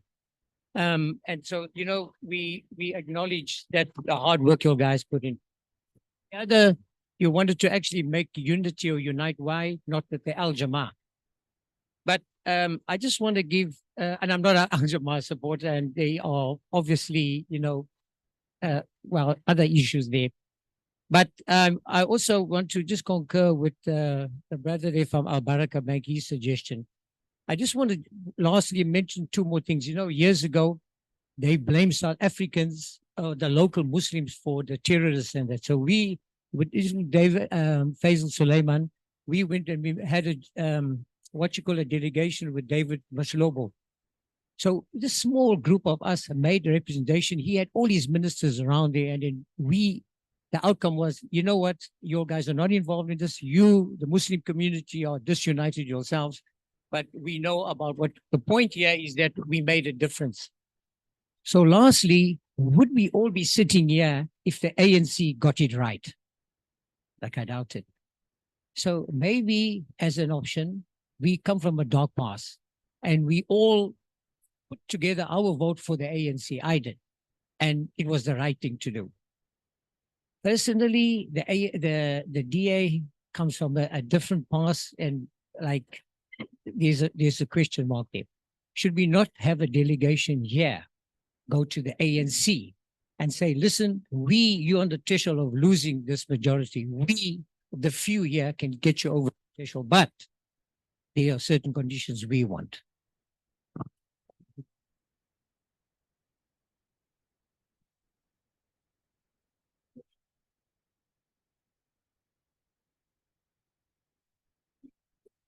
Assalamu alaikum wa barakatuh. That's a good point you made, Brother Kamit. My name is Salim Kasim from Apex. I've been in contact with all of you from different social media. It's good to see you in the flesh now, like Naren Ganesh and Brother Suleiman Patel. There's a good point you made about voting for the ANC. Local government elections about 2 years ago, we had the riots in July, and we saw the local communities coming out, like ACC, helping your neighbors, willing to give us support, give us food, give us bread, give us water. And that came from places like Azadville, from other parts of the country when we had the looting and the riots. And then in there, I realized we are here on our own. Nobody's going to save us. Nobody's going to worry about us. The kingmakers sitting in parliament are only here for their own interest. It's up to your neighbor, it's up to your family, it's up to your immediate people in your suburb that's going to help you. Nobody's going to come out and support you. Each one is there for their own. And that's the bottom line. When I voted for the ACC 2 years ago elections, I was dyslexic, I was cockeyed because that vote went to the ANC. We didn't go to the AC. Whatever deals were made with coalition governments was there for their own benefit, for their own parties. The bottom line is nobody's going to save anyone. It's up to you, your individual, and your neighbors, and your family, and your local community that will help you and assist you.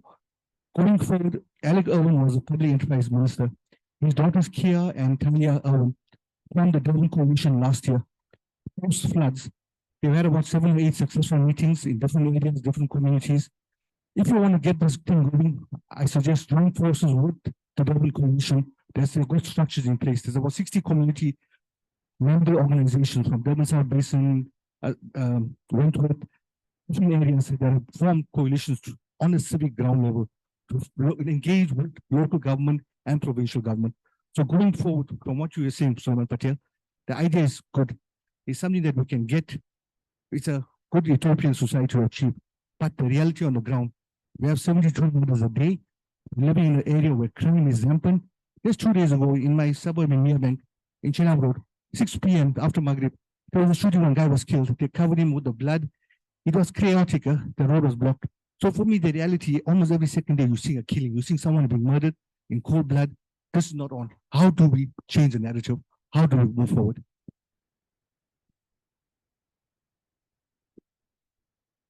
Assalamu alaikum. My name is Amra.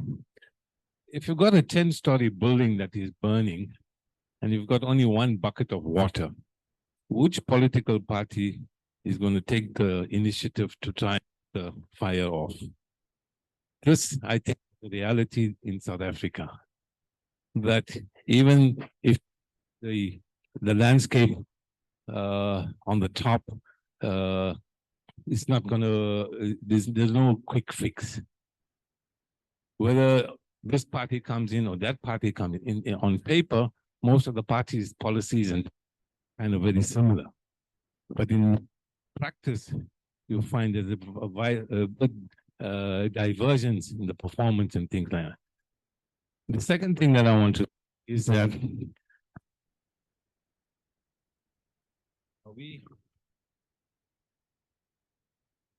by changing the political, I think that's wrong. Thanks. By changing the political parties, are we really solving the problem in South Africa? I don't think so. Our problems are very deep, and I fully endorse what Lubna Nadvi has said, that we need to change our approach, that we need to work at grassroots level and probably develop the grassroots structures and let it build up. And this is a very long-term project. It doesn't mean that you can just sort of do it in a few years and it's going to happen. I think that's about the main listing points I'm trying to raise. Okay, sorry, once I've just got some time. With the minority parties and small parties, what we've witnessed over the years is that people vote for them, as the brother said over here earlier on, that look, once they get a seat or a few seats, they get absorbed, which disappoints the winter tremendously. And no matter how many coalitions we can kind of listen over there, you'll still, the big brother is going to be breathing down over your neck, and you'll have to just hold the line. It's not that you can just say, look, okay, I've got so many seats over here. No, I'm going to be able to do some magic over there. It doesn't really work like that. In Egypt, you find many years ago, the Ikhwan al-Muslimun, which was a group, and what they had decided at that, a long time when they, in opposition to the government, they worked at grassroots.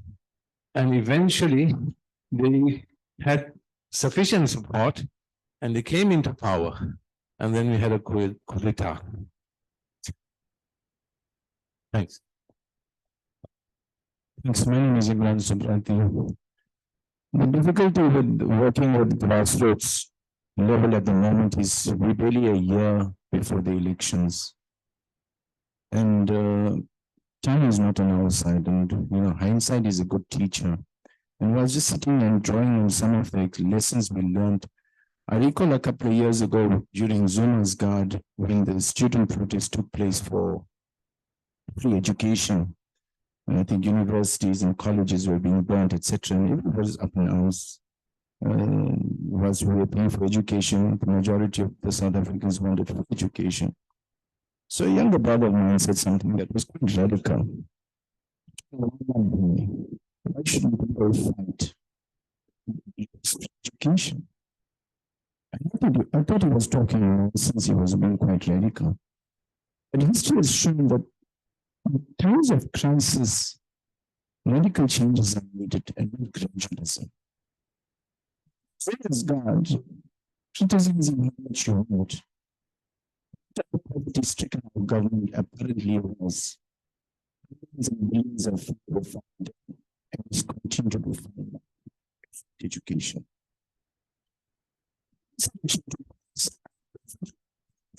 A pathway, escape route.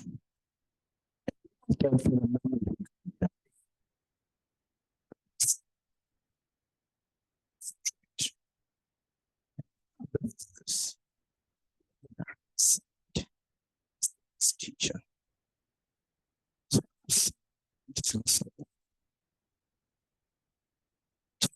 This requires radical changes.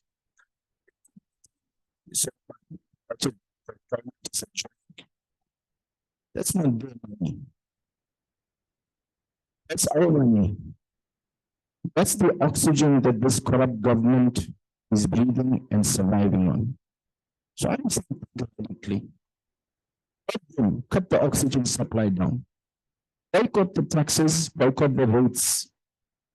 For too long, students got together, they got what they wanted. The looters got together, they got what they wanted, wrongly or rightly. Business people have been sucking up for too long. It's time we think radically. Cut the oxygen supply, think radically, think creatively, think radically. If government is threatening that we will not have oxygen supply, then perhaps they will take us seriously. Thank you. Through you, Mr. Chair, I just want to make one comment, and that is, Mahmoud, to your point, I'm not sure that we should be looking to this as an either or. One is mutually exclusive of the other. I mean, clearly Suleiman had an idea here about talking about political formations, but that shouldn't stop the Ratepayers Association getting better. It shouldn't stop civil society reaching out on other levels. Why, maybe that's not what you intended, but it came across as if it's an either or. Why waste your time trying to maximize the one bucket when you don't have 5,000 buckets to sort out the building? The problem is, it's not a small university. And, we're talking about literally people's lives. We're talking about the quite literal possibility of revolution. And the July riots was a small taste of what the possibilities can be and will be. The greater the young lady spoke about the income disparities. As you know, we work in Kwamashu. been there for a long time. We see this every day. Every third day, I have to negotiate not just potholes, but I need to buy fireproof tires because the roads are burning. Because you don't see it here, we do. And if that is a small microcosm of what can happen, if we don't start to make, the other point about it is this. For all our talk of radicalism, there is only one way you can affect change. And that is legally. And that is unfortunately the ballot box it's a different set of arguments about, what can you do in between? Should there be a system to remove politicians in between the terms if 5 years is too long and they're doing what we see they're doing? Different set. Even the whole proportional representation system Lubna was alluding to. Yes, not going to happen in the next 9 months, right? So what do we have? We have one ability, and that is clearly the ballot box. If anything, to try and change the type of people who are there, who can start to give more funding instead of cut funding to Section 21 companies, to put more funding behind it, to not get caught between those factions he spoke about that stops the NPA, and clearly it's still happening, the NPA from pursuing certain people who should be pursued, etc. But that shouldn't stop everything else. Tonight, I assume, is about political formations, and then for us to go out and convince people that you have to vote or you have to start getting involved. Clearly, there are other discussions to be had at the civil society level, but let's not reduce it to a binary argument that it is either this or that. It has to be all of it. I said enough. I think I just want to firstly respond to something, but secondly to give some value to the understanding of coalitions. I think around the table, everyone is saying that, coalitions is a bad thing and all of that. What we really need to understand in all of this, and the ANC in the last election had something like almost 11 million votes. The next best was around 4 million. That gap and that divide in this election is not going to happen. Yes, they might drop below 50%, but this is where your coalitions come into play. Of astute individuals that go up to parliament and sit there and negotiate. Now, what do you negotiate about? Because ultimately, and it's the same thing that has happened in eThekwini, and to answer Salim's question, we did not go into a coalition with the ANC. We went in with 11 seats in total. I was the only Indian party in a grouping of black parties. The rest of our Indian parties formed their own formation and went to the ANC and did whatever they did. And it's all about Nando's. That's what it's about. We call it Nando's, right? I went into the group of black parties that spoke the same language, but it spoke about power. We wanted the deputy mayor position, and we wanted human settlements and infrastructure, which constitutes 95% of the budget in the city, okay? And with that, placed in human settlements, with the chairperson being who we pushed for. So when we did, there was a top 6 in there, which were leaders of parties. So out of 40 councillors, we formed the committee that really decided before we decided, if you understand. And that's what we did. And as soon as they removed our chairperson, then it was us that moved the motion against the mayor. And just to give you the numbers, we got 81 votes. The mayor stayed with 128 votes. Okay, now let me explain this to you. 24 of those 128 votes came from the EFF. Take that 24 and move it to 81, and that will give you 105 against 104. The EFF saved the ANC this time around. And that's the power of coalition. So don't rule it out. Don't ever rule it out. It's about lobbying, it's about caucusing, it's about getting people together. And if you can get your ideas across, that's the time now. It's about getting as many of, we will never agree in the next 10 weeks. We're not going to agree here. And I agree with you that that needs to happen. And I agree with the gentleman that maybe in the next election, yes, we might get it together. But as many of us that can get into parliament need to do so. Because when you're there and you have the power in your hand, now let's talk to each other. And when we talk to each other and the ANC is sitting below 45%, then we can speak to employment equity. Then we can speak to medical school and all of these things. Because those are the things we want to see change nationally. And let's be very honest, we're currently speaking, we have no intention of running nationally. And I've probably planned a meeting for next week sometime to decide whether we're running provincially or nationally. And through the assessment, In order to get one seat in legislature, you need 56,000 votes only in the province. But to get one seat in parliament, you need 31 votes. So it doesn't make sense for you to even run provincially. It makes sense for you to run nationally, because 31 votes across the country instead of 56,000 votes in one province is not going to happen, right? Now, with that being said, guys, we really need to move forward. And we really need to see what is achievable and what is not. As long as we have common understanding and common interests, our communities are diverse. We represent different communities, but none of us are talking to black parties. I don't know whether you noticed, ABC PG Mavulla, he's currently strategically who? The advisor to the king. Why? So we need to understand racial divide, socioeconomic issues, all of those different things, and how do we move forward and how do coalitions come up when it's going international? Who are you talking to and what are you talking to? And like I said earlier, the only way we got things done here, and we still do, we still have respect in the city. Even though we moved a motion against the mayor, that was strategic. That was to say that, and that was to build voter confidence on him. That was to tell you that we didn't take any money from the ANC. Because if we did, then we can't move a motion against them, if you understand what I'm saying. That was to tell you that we did. Yes, we did a deal with the ANC. You're falling out, we want a divorce, so therefore we're moving a motion, and we almost won it. It came to the last minute. The first meeting that collapsed, the second one, it came to the last minute where Marshall Lamini had to step in and say, okay, do it this way. And that's how they got HSNI. They wanted HSNI as well. And it's all about provincial funding for the next election. That's what it is. All right. So you need to understand politics. Thanks. Okay, Assalamu alaikum, good evening. My name is Aisha Kaji. I'm not from Durban. Well, I'm originally from Durban, but I live in Johannesburg for the last 20 years. My research focus over the last 2 decades has largely been governance and specifically political party formation and evolution in Africa. So from a research perspective, I come with quite a lot of background. And so I'm very interested to hear what's happened here today. I want to first of all agree, I was about to make the point that Faisal made earlier, that it's not necessarily either or, but at the same time to agree that yes, time is short for the next election, particularly if you're looking at a political party formation or new political party formation.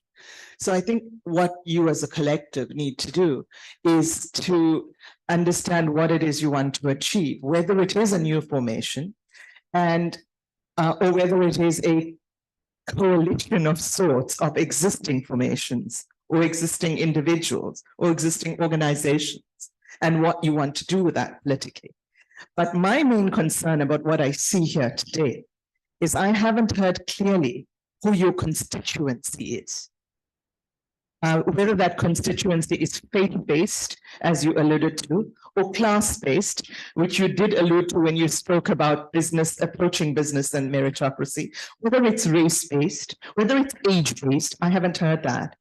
And what I have heard is that you're largely talking in an echo chamber of sorts. You've spoken about WhatsApp groups and social media. Those are generally echo chambers, and they speak to people's confirmation biases.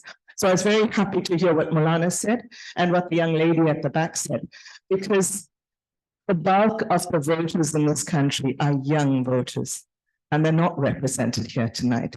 The bulk of the voters in this country are Black voters, and they're sparsely represented here tonight. The bulk of the voters in this country are women, and they're sparsely represented here tonight. So my biggest fear here is that you're talking within a small echo chamber, and that's not going to get traction. The second thing is you made some allusions to having a wealth of leadership ability here around this table and whatever you think your constituency is. That's largely business leadership, and I have huge respect for it. It is, however, not necessarily the same, or in fact, quite often very different from political astuteness and political leadership. And there is some of that around the table, so I've heard, but it needs to be built. And it is only built through skills sharing and education. Second thing I heard that worried me in your presentation particularly was the allusion to meritocracy, which has its merits, its benefits, but it cannot be pure meritocracy or you will leave out the majority of this country. And if they are not represented on your forum, you will get 1 or 2 seats at the provincial level or the national level or whatever, but you will never get enough traction. You also mentioned Rwanda. Rwanda has some lessons for us. I've done lots of work there. They also have some huge warnings for us as well. So don't take everything about a country like that as being rosy and rosy for the future. It's not. Right. I just want to add to that. It takes 9 months for a baby to be born, right? From what we see out here, I come from a built environment background. We can build buildings in Dubai and elsewhere within a year. So, and we have the tools available for us, such as social media. And if we have the backing of business and the finances, all these professionals and all these leaders can collaborate and form a new party. We talk about coalitions and everything. No. Coalitions only have their own agendas. And after a while, they just disperse. What we need to do is collate into one party, thrash everything out within a big forum over a month or two to get the proper leadership and like you said, meritocracy out there. Meritocracy will work. When you have a company, a booming company, what happens? You hire the right people to be in the right position, and that's how things work. That's how a company prospers. Now, if you want to go and say that, okay, we don't have the time, or it's no, we do have the time. Within an instant, there's something called trending, and you can trend very quickly with social media. And the platforms is a young platform. Our youngsters think, and how do we reach those youngsters? Through media, through social media, showing not only that we have the all stalwarts with a lot of business, political acumen, but furthermore, we can reach out people quite quickly. We can form parties quite quickly nowadays, and it doesn't take much. It takes a little bit of time, a lot of effort, and if we have a direction, I mean, anything can be achieved. I mean, look at you now. I mean, I'm part of the Sun Party. We had very little time to organize this thing, but we have leaders from the Action Party. We have leaders from the Nixa Party. It's about time you guys get together and sort yourselves out. You sort yourselves out, and if you don't want to do it in the political realm, do it as a project, like a project, run it like a project management company. You got your finances, you got your people that you got your leadership. Form that up quickly, right? Whatever time it takes, and then use the methodologies that we have. Social media, integrate the youth into. I'm one of the youngest people here, but like the lady said, integrate youth into it. Have youth camps and youth political camps to hone into people. And what I've done is I've shadowed Suleiman, and I can see where this is going. We have to be very positive and try to move forward, because negativity is where we're going to land up right here, and we're going to look at another 4 years of ANC who Sakala. Can I have the closing, the last word? Yeah, I'm done. I'm done in 30 seconds. Rising Sun Party. Okay. I don't know how to finish next to Sun Party, but nevertheless, I think we must keep the eye on the ball, and the ball being ANC had a certain percentage, and that percentage is declining, I don't know, between 3-5% every election. And if you focus on that, and I know, again, I disagree with you as this soon, but if those numbers decline the way they do, and you have 5 years or 3 years or whatever to start working from now, this foundation, when you think of building a home or a building or whatever the case may be, it's very painful. The whole process is very painful. The day you sit and enjoy the beauty of the home or your building, you forget about all the pain. So now we're starting with this foundation stages. Let's keep our eye maybe on the next election. And you can see those numbers for ANC are declining every election. And collectively, I think you'll be able to achieve what we're trying to achieve. Thank you, Suleiman. I echo what the good lady there said, and you'll be a testimony to our morning's discussion. When we started this formation, 2 constituencies that I have impressed upon, which is already enshrined in our constitution, are the youth and women. And we had that discussion this morning because we are going to pass the baton on to the next generation and those yet to come. And if we don't become mentors now, because the youth of today are not really interested in politics or the civics. They're more interested in a hedonistic kind of a lifestyle, pleasure, fun, social media, TikTok.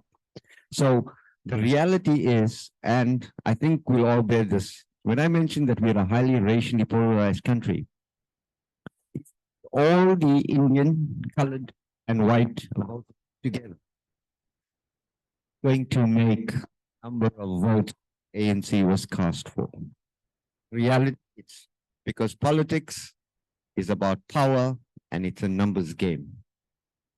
No matter how you want to manipulate policy, strategy, it's at the ballot box where the numbers count. So it's a reality we need to take. This might be a start of a forum, and I've written a piece, I think Imtiaz, you'll bear testament to this, where I talked about transformation. What is transformation and when will it end? Until every echelon of bureaucracy or South African life is black? 2 years, 5 years, 10 years, 15 years? The point is it has to stop.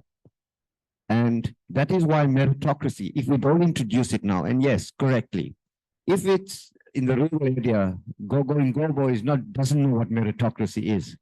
She doesn't. But we have to start that. And that is why we have in parliament whom people I call morons, who are none of us here know who's our parliamentarian for our constituency, because no party demarcates, well, they demarcate, but no parliamentarian comes to us. So what I'm saying is, while we accept what the discussions here, and it's been fruitful, it gives us perspective, but I'm telling you, and I'm impressing upon everybody here today, that we are still a minority. We will always be a minority until the numbers change. But we've got to influence the mindset of the young generation, because 50 years from now, we might not be, we might not. But if we leave that legacy of change now, we might be a fly on the wall 50 years from now to see a little better country than, and as my dad always tells me and reminds me, leave this world a little better than the one you entered, and your duty is done. Thank you. So Shukran, and thank you very much for all the inputs. The chair has just asked me to, give a few closing remarks. And first and foremost, I must say thank you very much to every single one of you, because for you to come out here this evening took courage. That courage basically came because everybody's got a conviction in the mind that we have to do something. And that's the first change that we brought together in this. And this has been resonating through all the visits that we've done and still the visits to come. So I think the one is that it is taken courage for us to come forward and say, step up and let's try and basically make a difference. And I think that's a positive aspect. Let's be real. The second important aspect was, I said there's some very good brains trust in there. And I was surprised in that corner from the two ladies on that side, some very good inputs that came through, sobering inputs. But the reality is this, that is the type of domain knowledge and expertise that we need to be able to say, how do we better ourselves as a community? Because a socio-political movement it's a science, it needs to be studied. And politics is about trying to be able to see how you come up with overall strategy to be able to say where you want to win. And I think where we basically sit right now, you can hear on the left from Salim's view about complete exasperation. And it's not out of, it's not basically sitting there to see and nice to see a dead body in front of your seat. It's not something harmonious when you pick up a phone call and you hear a brother has got a gun to his head and a sister happening. I mean, the reality is this, we know the carnage that's happening, but this courage comes from us being able to say, how do we step up and be counted? Now, the reality on the wall is this, that if we don't do nothing, what happens? So I want to give you an example of 2 or 3 people that I spoke to in the last few days that really sobered me up. The one guy came to me and said, 6 years ago, I was a dollar millionaire when the rand dollar was sitting at 12 rand. Another guy came to me and he told me 3 years ago, I was a dollar millionaire when I was basically sitting at 15 rand. Another guy basically called me and said, I was a double dollar millionaire, but now I basically lost it because the rand is sitting at 19 rand 50. Another guy said that if the predictions are correct, with the rand being anything post the elections next year, with the governing party and the deputy presidency of the potential structure that we've discussed briefly, we could be looking, not based on rand weakness, with the rand going south of anything between 22 to 24 rand to that. Now, understand the impact on fuel, understand the impact to the economy, and understand these individuals are saying that while we're sitting here and you're saying stay, our wealth is dissipating that we cannot basically believe in terms of this. And with $1 million today, you take it to some guys that are gone across, they're living in a modest home in Australia, and whereas here they were living in Houghton, they had an E-class and an S-class. Today they're sitting there in a 3-bedroom home and driving a Haval. That is the reality. So the reality is this, that we're also saying that with these people that are the millionaires, they're the ones that's creating the jobs and the opportunity. And they're not investing anymore. They say we're not putting our money into investments and buildings, because one of them was a major chicken producer in Standerton that says, I can't get lights and water and I can't meet with the council. I've lost 480 million rand in terms of production costs just in putting on diesel fuel and running generators. What do we do? So these are companies that are closing down. These are dairies that are closing down in the rural towns. And what's going to happen? You're going to see an influx coming in. Man, do a study on what's happening in immigration. Everybody's saying, let's move to Cape Town. What's going to happen to Cape Town? If Gauteng fails, KZN fails, automatically, everybody's going to move and migrate where? Into the Western Cape. It's logical. Okay. So what is the impact with regard to that in terms of infrastructure? So whether we like it or not, even with the ladies and all the inputs that came through, the ballot box offers an opportunity to bring about change and transformation. We have that choice of saying a 3-meter voters roll or a 1-meter voters roll. And that's the leadership from the senator to the guys around the table, that we'll have to sit and identify an ideology to be able to say, how do we make that change? Because within the coalition, and they will tell you, there's no such a thing as a coalition party in the IEC. You're going to have to either vote for a party or under one banner or sink or swim. Okay, you're not going to have coalition votes that's going to basically go through. Everybody will tell you. Local government is chalk and cheese compared to national and provincial government. We know that. It's very, very different. But the reality is the opportunity is there. And I'm not sure where this 9 months is coming from or 6 months. It's not. You need to be ready by October. This needs to be ready by October, because by that time your machinery should be in place, because it's a matter of just being ready for April. Your machinery on IEC, based on that sector, needs to already happen way beyond that. So you are sitting in a crisis and being able to do it. But the beauty about South Africa is that when there was a crisis, Salim, water came from Joburg to Durban. Bread came from Joburg to Durban. The people stood together. So in a crisis, people step up. And if we can understand that that's the opportunity, that we're in a crisis situation, and the choice is yours. If you want to pay 40 rand for a litre of fuel, that's your opportunity. If you want to sit back and pay and reduce your fuel bill and do it, that's your opportunity.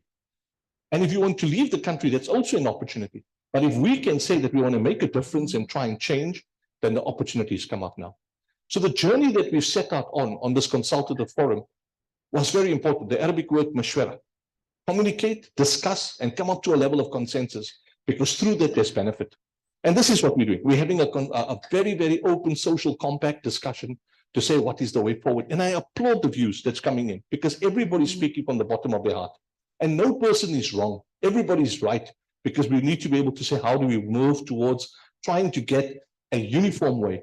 But at the same time, the intellectual capital that I see in this room from the individuals that are there, all of us, whether you're an analyst or whether you're at university, you're still a citizen of this country and a consumer of what is happening in this country. And so are we. So I think this journey that we've set up onto was to say, folks, let's take it beyond the WhatsApp group. Let's take it beyond that to be able to achieve this. And the mere fact that we've got this group together and those people that are on media, and for those people that will view this going forward, we've started the footsteps of change. Okay? Mahatma Gandhi in this particular country came as one man and brought about change. Mariba came in as an individual and through the ANC brought about change. The Prophet Muhammad, peace be upon him, came into the world and basically brought about change as one person. The Nabi Isa, Jesus, came into this world and brought about change. Every single person took one footstep and eventually change basically became forward. But like we said, tie our camel and make it happen. So from my side, Chair, I think we know that we have to work together. There's a collective forum of ideas that we can come through. And we're hoping that through this, that these groups can have further discussions more than WhatsApp to be able to do it. And the intellectual property and intellectual IP that sits within the analysts and within our academics needs to basically be brought to fore to help us on this particular journey as citizens, as active citizenry. And we really, really, truly appreciate it, what you guys have said and shared with us to help us, because ultimately, if we don't have your knowledge base and your research base, we will only be losers if we don't attest and take that value from that. So thank you very much for giving us that courage. And on this, I would like to say the courageous step has been taken. Shukran, thank you, Danki, Siabonga, really appreciate it from your guys' side. Thanks. And over to you, Chair, for hosting us, and thank you very much for that. Hello, can you hear me? Okay, yeah, well, just to wrap up, you try and fail rather than failing to. I think that's important. If you can dream it, you can achieve it. So I think it's everything we do have to be positive. But also, I'm actually something that I need to kind of just mention is we're talking about minority and that type of thing. We don't seem to understand that 60 million people are having the same problem as us. So whatever we're doing here is to influence the 60 people to wake up and say, oh, just the voters, if you want to say so, but 60 million plus people are having the problem, and 25 or 30 million voters need to get up and smell the coffee. So we need to influence those type of voters, not just having a few minority representations in parliament. That's not going to achieve it, because we have to find a way to benefit the majority and to make them understand that they can make a change. So whatever we do going forward, we have to kind of keep that in mind, because it's not just about a few of us going into parliament and frustrating ourselves. It's about getting the majority to first of all vote, to understand they can make a change, because they don't seem to understand that they can make a change. I mean, the number of people that vote as opposed to people in the voters' roll. And then, of course, the youth, as much as we try over the years, whether it's an organization, whatever, youth don't want to come to these meetings and whatever. They want to have their parties. You have a party, they come. But if you want to have something serious, very highly unlikely to come. I mean, we're running organization, many of the youth, you bring them in, are we getting paid for this? Is someone going to give me petrol money? It's a different mindset. I mean, many of us should be out, relaxing, but, unfortunately, every time you bring youth in, they have a, what's in it for me? I still have to earn my income. I want to get a Porsche car, Porsche house. I'll think about it and come back to you. So we've tried over the years. So I think the key is, bottom line is we need people to vote. And the second thing is we need to educate people that they have the right to change and make changes. So whatever we do is just not about minorities. I must just extend my thanks to Brother Suleiman for coming here and all of you. I mean, to be here this evening, obviously it's a serious concern, and the fact that you're here and there are people out there that are kind of interested in the way forward. But the reality is often, it's some of these things are soda water. I mean, one person like Suleiman can't make the change running around all over the country. There's obviously needs to elicit support from many, many, many people, and it depends on all of us. And as I said, most of us are keyboard warriors. So anyway, Jazakallah, thanks, Suleiman and your wife for coming here. And thank you all for joining us this evening. We've had a very good, Suleiman said, a brains trust. And thank you for the people that have participated on the virtual platform. Jazakallah, thanks to the Islamic Medical Association and Baitul Noor for allowing us the facilities and providing the eats. We've still got some eats. Those of you that haven't had supper, you can still have some eats there. And then, of course, Amina from the another chamber, and as usual, she's one person band, but she really does a phenomenal job. Jazakallah, thanks a lot. Mulana, can you just wrap up for us?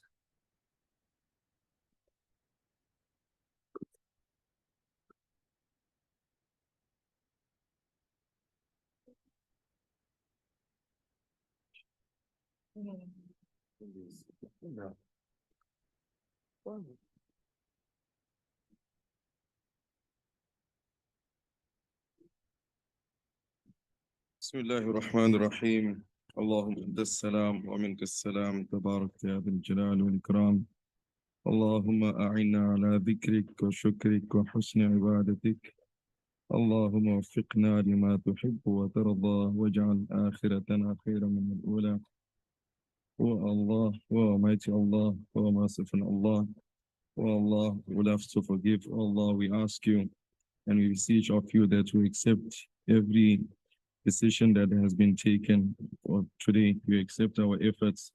O Allah, you unite our hearts. You are the only one that has the ultimate capability of uniting us. O Allah, you grant us what is best. You open our hearts, you open our minds, and you give success to our country. You change our leadership to what is best. We ask you in this night, and we ask you through the prayers of those that are not here today, the prayers of those that have left this world, that have wanted best for this country. We cry to you, and we beseech you that we change our conditions for the better. ربنا تقبل منا إنك أنت السميع العليم وتب علينا يا مولانا إنك أنت التواب الرحيم سبحان ربك رب العزة عما يصفون وسلام على المرسلين.